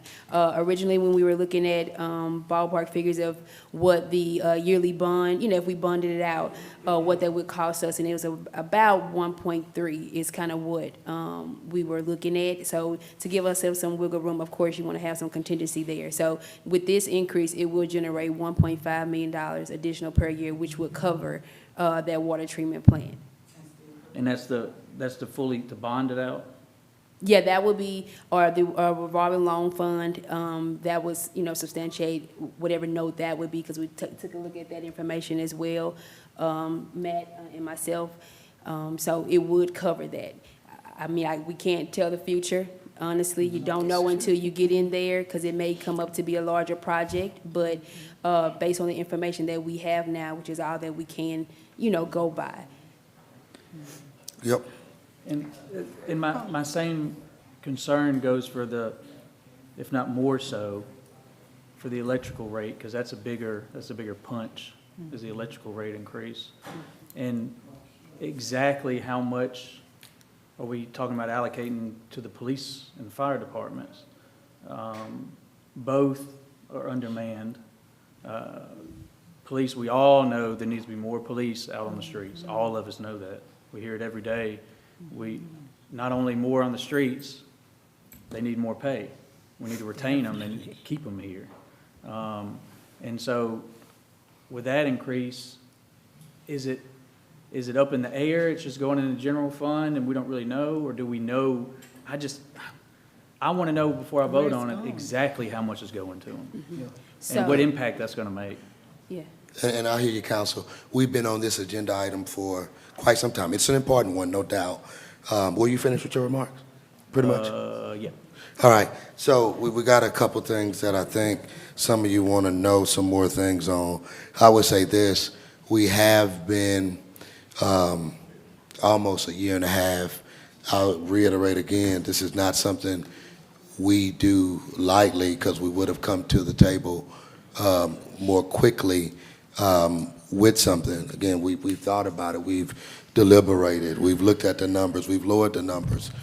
To make a point again, just on water, we're still not even going to be in the middle of the pack on that. I would say this, some of the things, I understand the political kind of challenge it is. That's why I imagine previous administrations didn't do it. But it does come to a point to where what's more important?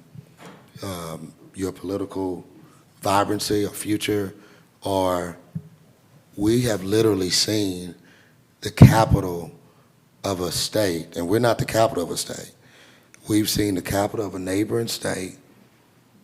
They've gone without water. They're on boil advisories. Businesses have closed. I think we shared that video just the other day. We're seeing the rise in crime, and we know we've got a lack of officers. We know there's a lack of fire. We know where the pay is, and it's not substantial. I would say this, if it sounds like you want to table it, if that's the case, I would say we need to bring it back the next meeting, because we cannot continue to kick the can down the road. We just cannot. Our water system can fail. How long are we going to keep officers and firefighters and others at the pay? Given inflation, inflation has rocked everybody, all right? So I want to be clear too, because this is, I was doing a little research on the water sector. We haven't gotten official word, but you can see here it says Louisiana lawmakers award $357 million in sewer and water projects. The state Met, I think, set aside about $700 million. If you read this article from the Louisiana Illuminator, there are $4 billion in requests. Let me say that again. They had $700 million that they set aside, and I know we've got to move on. $700 million that was set aside. There's $4 billion in requests. Now, thankfully, right now, we don't have official word. Thankfully, right now, the city of Natchitoches is on that list. This is not money that's just given away. We had to go through a competitive process. You heard Mr. Hagan, he mentioned the administrative order. That somewhat helped us. But I think we had a really good team to put together a really good proposal to give us, to put us in a position to get this $5 million. There are many, and I see you back there, Mr. McCollum. There are many cities, because there's a $4 billion request, there's only $700 million. That's a difference of, what, $3.3 billion, all right? So that means there's so many cities that are not going to get infrastructure dollars that they badly need. We have, our oldest plant over there is something 60 years old. So these things are a reality. And what I told you is that every federal dollar, whether you agree with it or not, I know everybody's not on the same mindset, every federal and state dollar that we can get, we're going to get. But even if we get all we can get, it's still not going to be enough. There's going to be some things that are going to be left to us to fix. Or we're going to be like Jackson, Mississippi. Our crime is going to continue to go. It's going to continue to get worse and worse in our city. Ultimately, we talk, and council, you know this, we've talked to 3 different set of engineers. One of them said, I mentioned this the last time, that every citizen is an owner of their city. You're an owner. If you live here, you own a part of the city. And I will say again, this is not something we do lightly, not something we don't want to. I wish there were another way. The only other way is, and I'm looking at what we do, we already fund public safety here. It's 55% of our budget right now, public safety is. We can cut our way to it, we can. And we can, but, and I know he doesn't mind me using his department as an example, but if we cut our way to it, we'll take 6% from community development. That means, hey, the people that put out the flowers, the people that get you ready for your festivals, the folks who do, they do a whole lot of other things in community development. If you cut your way to it, okay, take out your community development department. Well, I'm looking at also recreation. If we want to cut, we don't want any increases, okay. Well, let's cut recreation. And you know what you'll be doing? You'll be cutting those kids who go and do after-school sports and all the great things that do basketball, baseball, football, and all of these sports through our recreation department. To get another, where are they? They're here. Get another 9% so we can afford what we need to. That's Public Works Department. They're 9% of the budget. Let's go without them.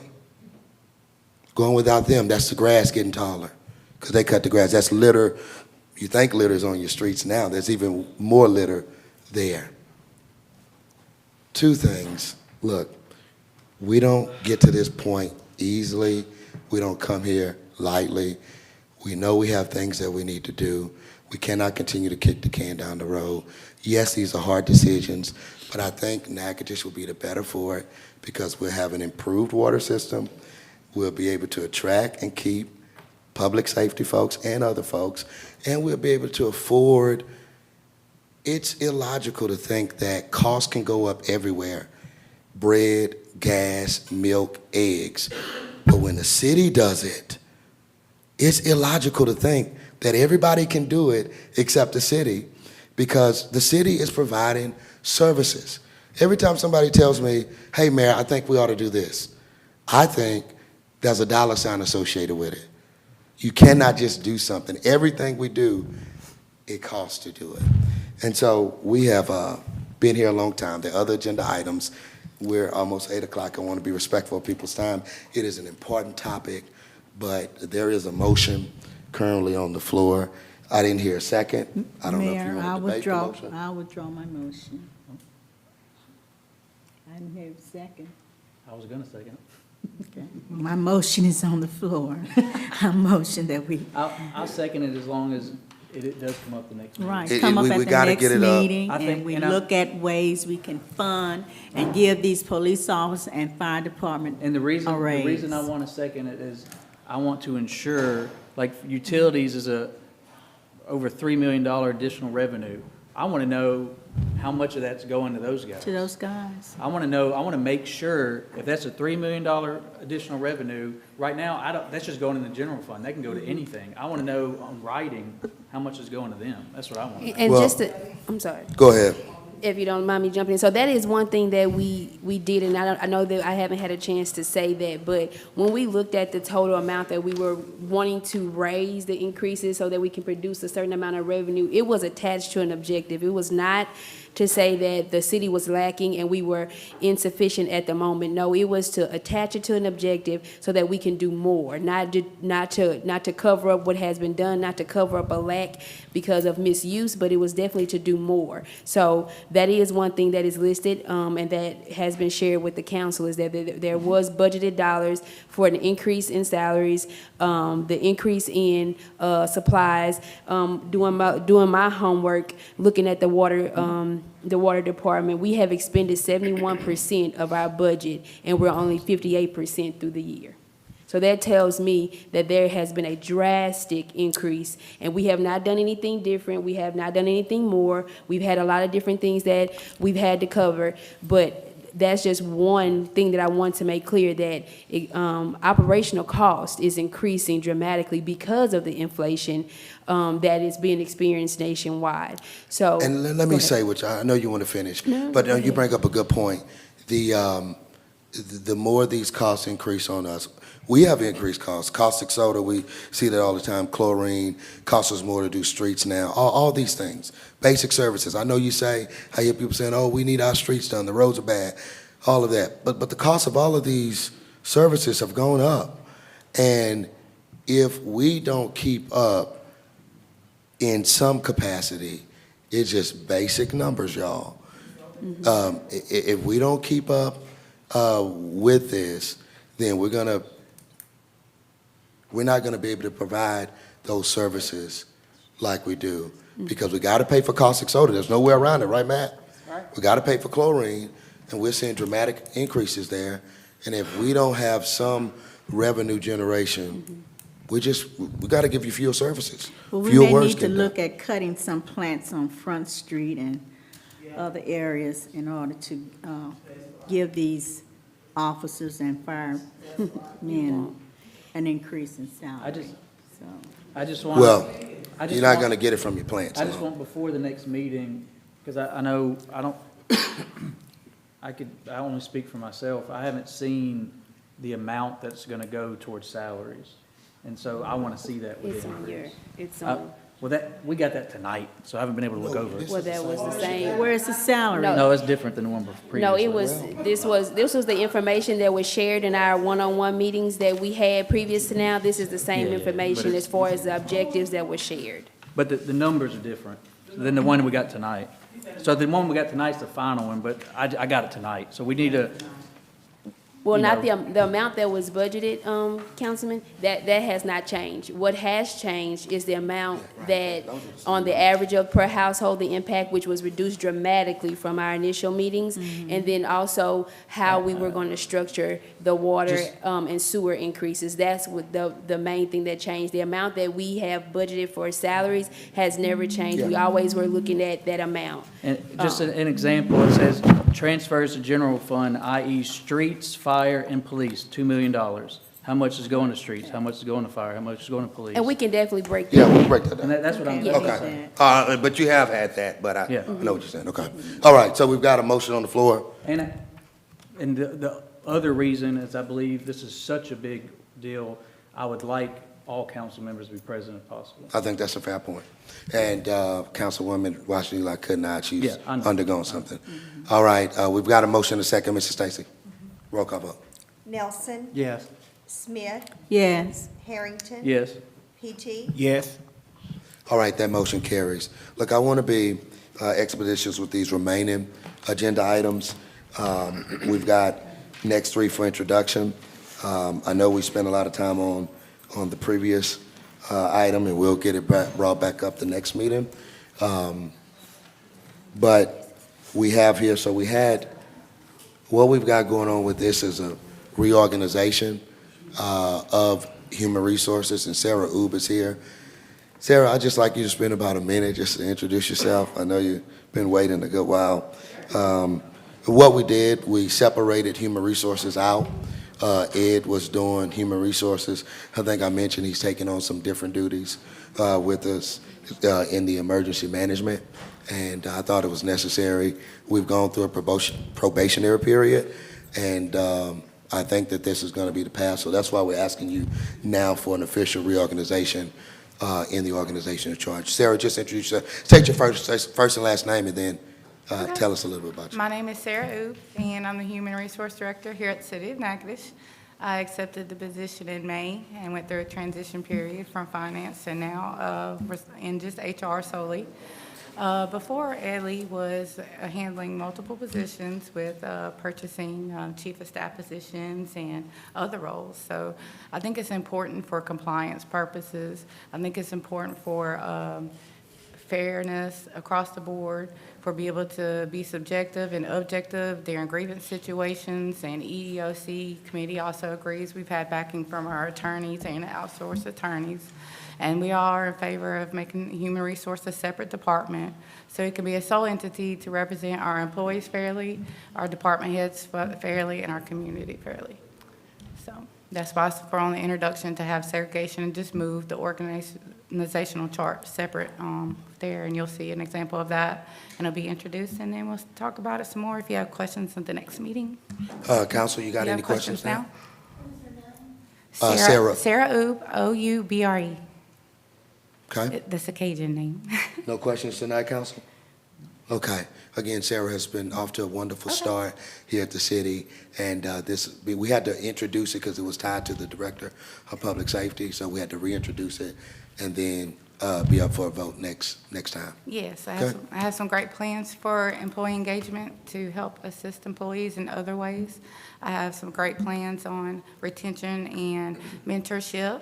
I think that the city needs to get back to a family-valued place where people want to work. I would like to work on our marketing side too, and show that the fact that city employees are not just employees of the city, but that we are a part of our community as well. More community involvement in projects. I belong to a lot of organizations, and I really want to help the community inside and outside. We'll be working on some management training. We'll be working on some professional development in multiple areas, along with trying to reorganize and restructure the process of new hire, getting more technology in there, making it a streamline, and hopefully getting a better workforce for our city. So hopefully you'll see some changes with this next year, and I'll be reporting quarterly with department heads and monthly to the mayor on updates. And if any of y'all have questions, y'all know where to find me. I am now located at the event center, and I have an office there. Thank you, Sarah. Thanks a lot, Sarah. We appreciate it. We'll see you in a couple weeks. All right. Again, that's just for introduction. Next one is, wait a minute. You didn't even read it, did you? Do what? You didn't even read it, did you? No. Okay. You're on a roll, brother. We stayed on that last one to go out. Which one was? Yeah, this was, 02. yeah, 0. Yeah. 002. Yeah, give us a Okay, little let me reading. do of- that. Okay. Brief reading. Just, if it'll pop up. Did it disappear?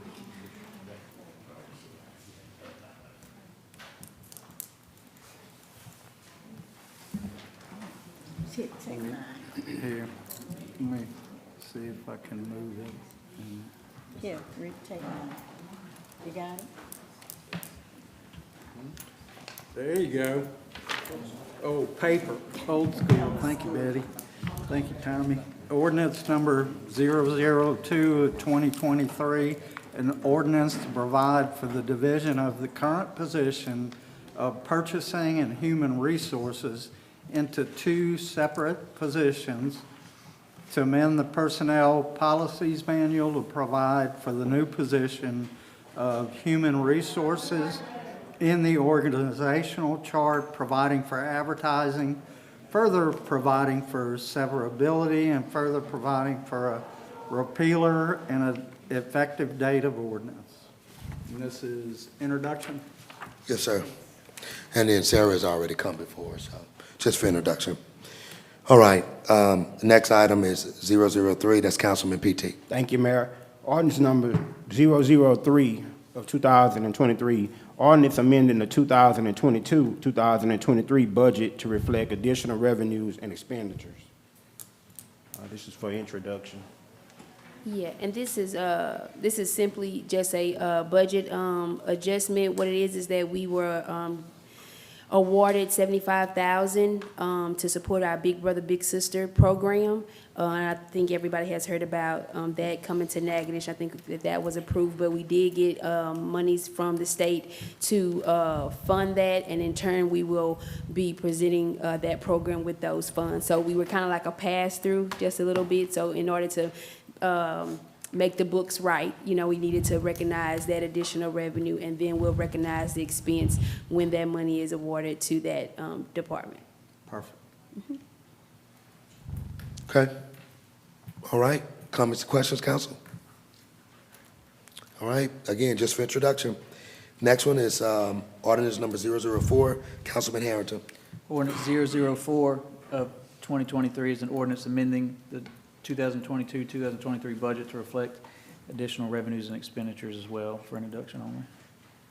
Yeah, so this one is concerning the agreement that we had with Chick-fil-A that was approved some time ago, that we would award them $100,000 to help with improvements, and in turn they would, do some things economically for our city. So that, at the time, was determined that we would absorb that in our current budget. So this is just us recognizing that $100,000 that we're getting ready to expense and cut that check to Chick-fil-A.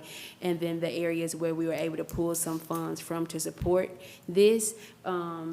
One area, as you would read on the ordinance, was we had some money budgeted for a vehicle that we were going to forego and not pursue in order to fund this, and then also just $25,000 from a buildings and repair fund that we dismissed or are going to forego the project for this year. So we were able to take $25,000 from that as well to fund the money needed to honor the agreement with Chick-fil-A. So again, just to correct our books and have the money allocated to the appropriate area. This is from the general fund, correct? You Yes, said? ma'am. This is general fund. Which is money that, for the Chick-fil-A, that would have been going to pay No, ma'am. salaries? No, or ma'am. No, ma'am. No, it wasn't. This money, again, was allocated for a vehicle and a project that we were looking at for repairs and maintenance to a building. This does not touch any type of salary funds that had been allocated. Okay. No, ma'am. But yeah, I think this agreement is about a year old. And it was improvements on the Yeah. road and building? property. Road, It wasn't- yes. It doesn't go to Chick-fil-A to pay them. Right, they pay, thank you, We're paying them- yeah, go Mr. ahead, I'm Harrington. sorry. Yeah, so that we are reimbursing them for some improvements that they did on the grounds, not on their building. So if their building ever got demolished or removed, those improvements will still be there as part of an enhancement for the city, so. It's drainage and road work Yep. and all that. Yeah, there was some improvements that they had to make as imposed by the Louisiana, the DOTD, Department of Transportation. Yes. Okay, any other comments, questions, council? All right, again, this is just introduction as well. Moving on to some resolutions, that's resolution number 002 for 2023, Councilman PT. Thank you, Mayor. Resolution number 002 of 2023, a resolution authorizing the mayor to execute change order number 1 to the contract between the City of Natchitoches and ACA Mechanical Industrial LLC for HVAC improvements at the Natchitoches Event Center. Whereas the City of Natchitoches awarded the bid to ACA Mechanical Industrial LLC on January 9, 2023, by ordinance number 84 of 2022, in the amount of $708,500 for HVAC improvements at the Natchitoches Event Center. Whereas on January 3rd, 2023, contractor issued change order number 1, fully described in attachment A, whereas the contract sum will be decreased by the change order number 1 in the amount of $162,000. And the revised contract total will be $546. Correction, $546,500. And whereas the project engineer, Henry Schuler, has recommended this change order is in the best interest of the, best interest of the city of Natchitoches. Now therefore be it resolved by the council of the city of Natchitoches in legal session convened that the Honorable Ronnie Williams Jr., Mayor, be and is hereby authorized, empowered, and directed to execute the reference change order number 1. So I so move that resolution number 002 be adopted. Second. Motion made and seconded. I'm gonna go ahead and say, because these two are related, again, they're related to that $1.6 million grant we got. As we're seeing, we talk about inflation and costs. We saw some cost increase here. So we cut some things back. I mean, these are still gonna be able to get the project done well, but some things we thought that were not as essential. So we had to make some decisions on both 002 and 003. All right, that's basically why you're seeing a decrease in the change order. Comments or questions, council, about that? Okay, all right. Any public comments or questions about this piece? Okay, seeing none, Mrs. Stacy, roll call vote. Nelson, Yes. Smith, Yes. Harrington. Yes. PT. Yes. All right, that motion carries. Councilman Nielsen, 003. Thank you, Mayor. Resolution 0303 of 2023, a resolution authorizing the mayor to execute change order number 1 to the contract between the City of Natchitoches and ACA Mechanical Industrial LLC for HVAC improvements at the Martin Luther King Jr. Recreational Community Center. And it's bid number 0649, and basically it's the same thing with you guys, Value Engineering. This will decrease the amount by $127,000. So I move that we adopt resolution number 003 of 2023. Second. All right, motion made and seconded. Again, like I explained, this is tied to that grant, and we just reduced some things to get that decrease to make sure we can really do both the event center and the MLK Rec Center. So that's why you see this. Any comments or questions, council, about this? Any public comments or questions? Okay, seeing none, Mrs. Stacy, roll call vote. Nelson, Yes. Smith, Yes. Harrington. Yes. PT. Yes. All right, go back one, Steve. I think it's one more. All right, there we go. All right, this is, who's reading this one, Ms. Stacy? No, we haven't read. No, this is 004. This is the bucket truck to advertise. It's Councilman Nielsen? Bucket truck. Go ahead, Councilman Nielsen. I think it's on you, sir. Which one is it? Yeah, 004. You're reading in place of Councilwoman Washington Eli. Oh, okay. Yeah. Yeah, this is it, ordinance. That's what's open. This resolution. General fund revenues, okay. Oh, my dealy Bob. Tommy? Yeah, take my, that's all I have. Thank you. Glad you came tonight. Resolution number 004, 2023, a resolution authorizing the mayor to advertise and accept bids for the purchase of a bucket truck for the City of Natchitoches Utility Department, bid number 0656, whereas the city wishes to advertise for public bids for the purchase of a bucket truck for the Natchitoches Utility Department, bid number 0656. And I move to adopt resolution 004 of 2023. Second. Okay. Matt, is there any comment you got for this? I know you need these trucks, and we use them when regular maintenance, especially when the power goes out. So it's an essential piece of equipment for us. Correct, yes.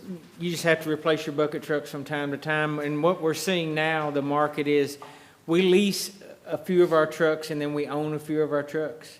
We're actually trying to buy a truck that's coming off a lease. And to be able to do that, we can't just buy it because of our bid laws. We have to try to receive bids for this truck. So what we've done is we're actually receiving bids for a used bucket truck. We want to buy the used one that we're leasing now because we know the history of that truck. We leased it when it was brand new. We know it's been well taken care of. It's got low mileage, low hours. So what we're hoping to do is receive bids for the used bucket truck under those specifications we sent out. And hopefully the one we already are using will be the low bidder. Reason being, when we went to the people out at Capital who we leased through and told them, you know, this truck is coming up for lease, we told them this 8 months ago. Please find us a new truck so we can then turn this truck in and lease a new one. There's none available. They're telling us about 2-year waiting list for bucket trucks. Okay. All right, wow, that's a long time. Council, you got any comments or questions for Matt? 2 years. Okay, so again, a piece of equipment we definitely need. How many of these do we have, Matt? Just curious. 5. 5? Okay. All right.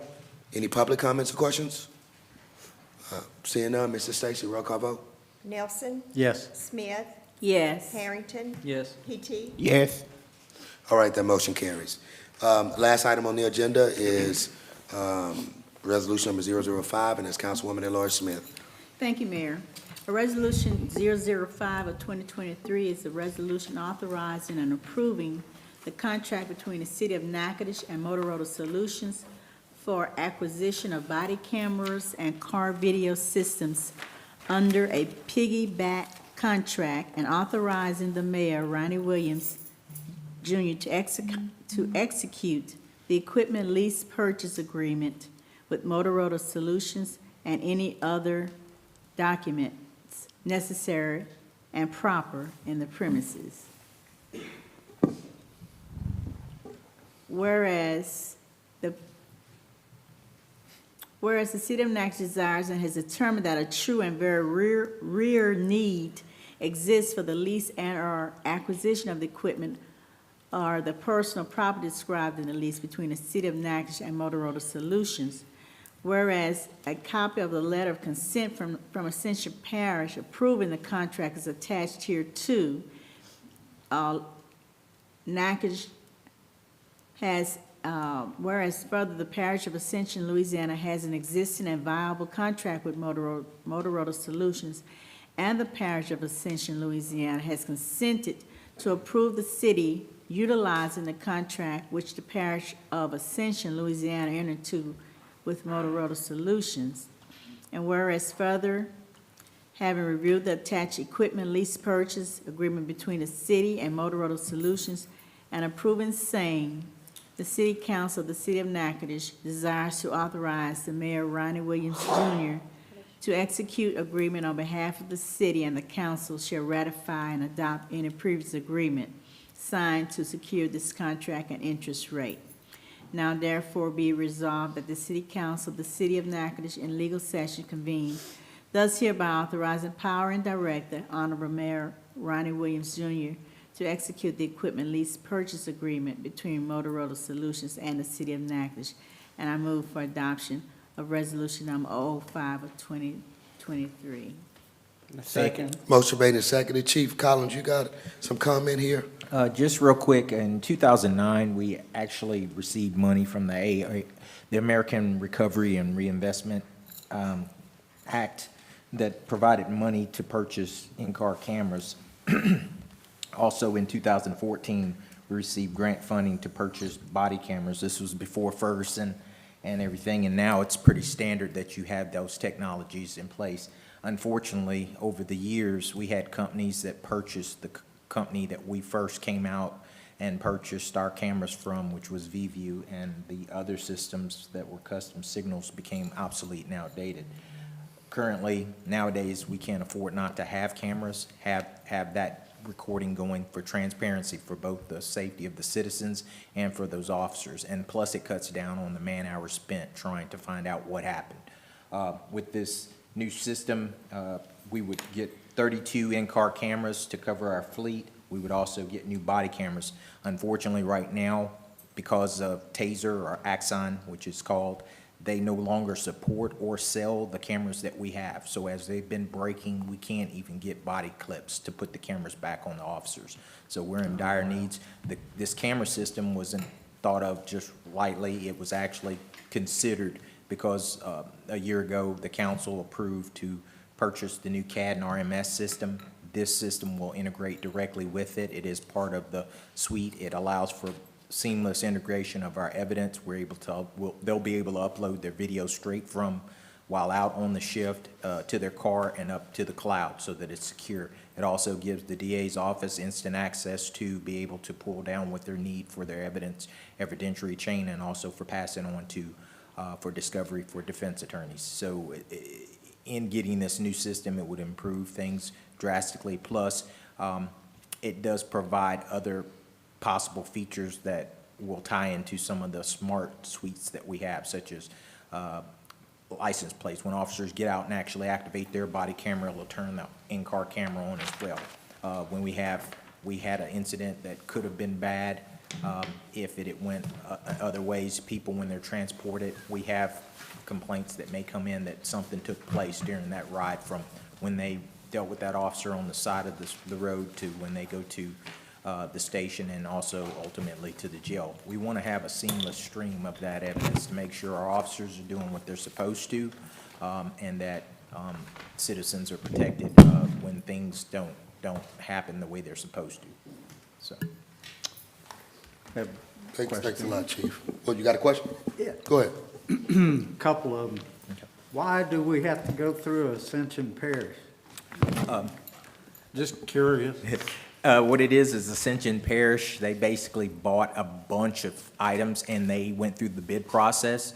And so with Piggyback, years ago, I think about in 2000, they allow for telecommunications. Ever since Katrina, they developed a process where if a state contract has already been put in place and the bids have been conducted in a manner that is approved through the state, we can, as an agency, request to piggyback off of that contract. So it saved us time. 3 months down the line, we wouldn't have any cameras to use right now if we went through that process.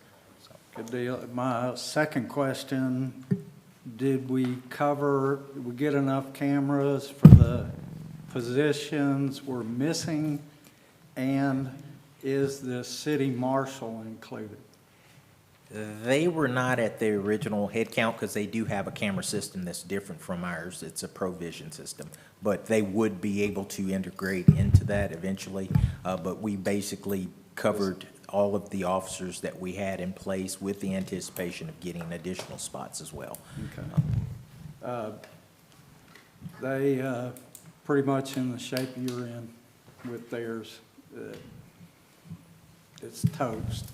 And they're going to eventually be tagging cars for us, so may want to look at that, try and get them covered too. This contract deals with these items as service, but we would have the option to outright buy individual ones as we add on. They also, with that contract, it will allow for us to change out equipment. So if they have enhancements that are coming out where the newer devices, you can put a SIM card in it and it can work independent of the car or going back to the office. Because our officers spend a lot of downtime going into the station and uploading their body camera footage. And the biggest fear I have is when they're out there, they're chasing someone or they're doing something, that camera comes off. Now you don't have the evidence, nor do you have that if there's a complaint that comes in, and it gives that vision that we're trying to cover up something. So this system will allow for us to get that video uploaded, cut down on the amount of time that they're at the station instead of patrolling. And I know it allows for bigger, the transparency that we need in law enforcement. How soon will this go into effect, be in the cars? Right now, I have the fleet manager filling out the forms. They said that normally back, it was 4 months, but they said that time's been shut down. As soon as we can get to a point where we're able to get them the thing, we're looking at probably a few months or a month and a half or so. Okay. But the purpose of doing this would allow for us to get that equipment up front and start getting it installed. All right, thank you. Right, those are great questions. Any other questions? Any public comments or questions about this particular item? All right, and Council, I will say, I do want Chief to, he's got some other cameras with American Rescue Plan, I think, really good technology, and he was sharing some of that with me. So one day in one of our meetings in the coming weeks, I want him to show you that too, show you what it can do and things of that nature. So since there are no more questions or comments, Mrs. Stacy, roll call vote.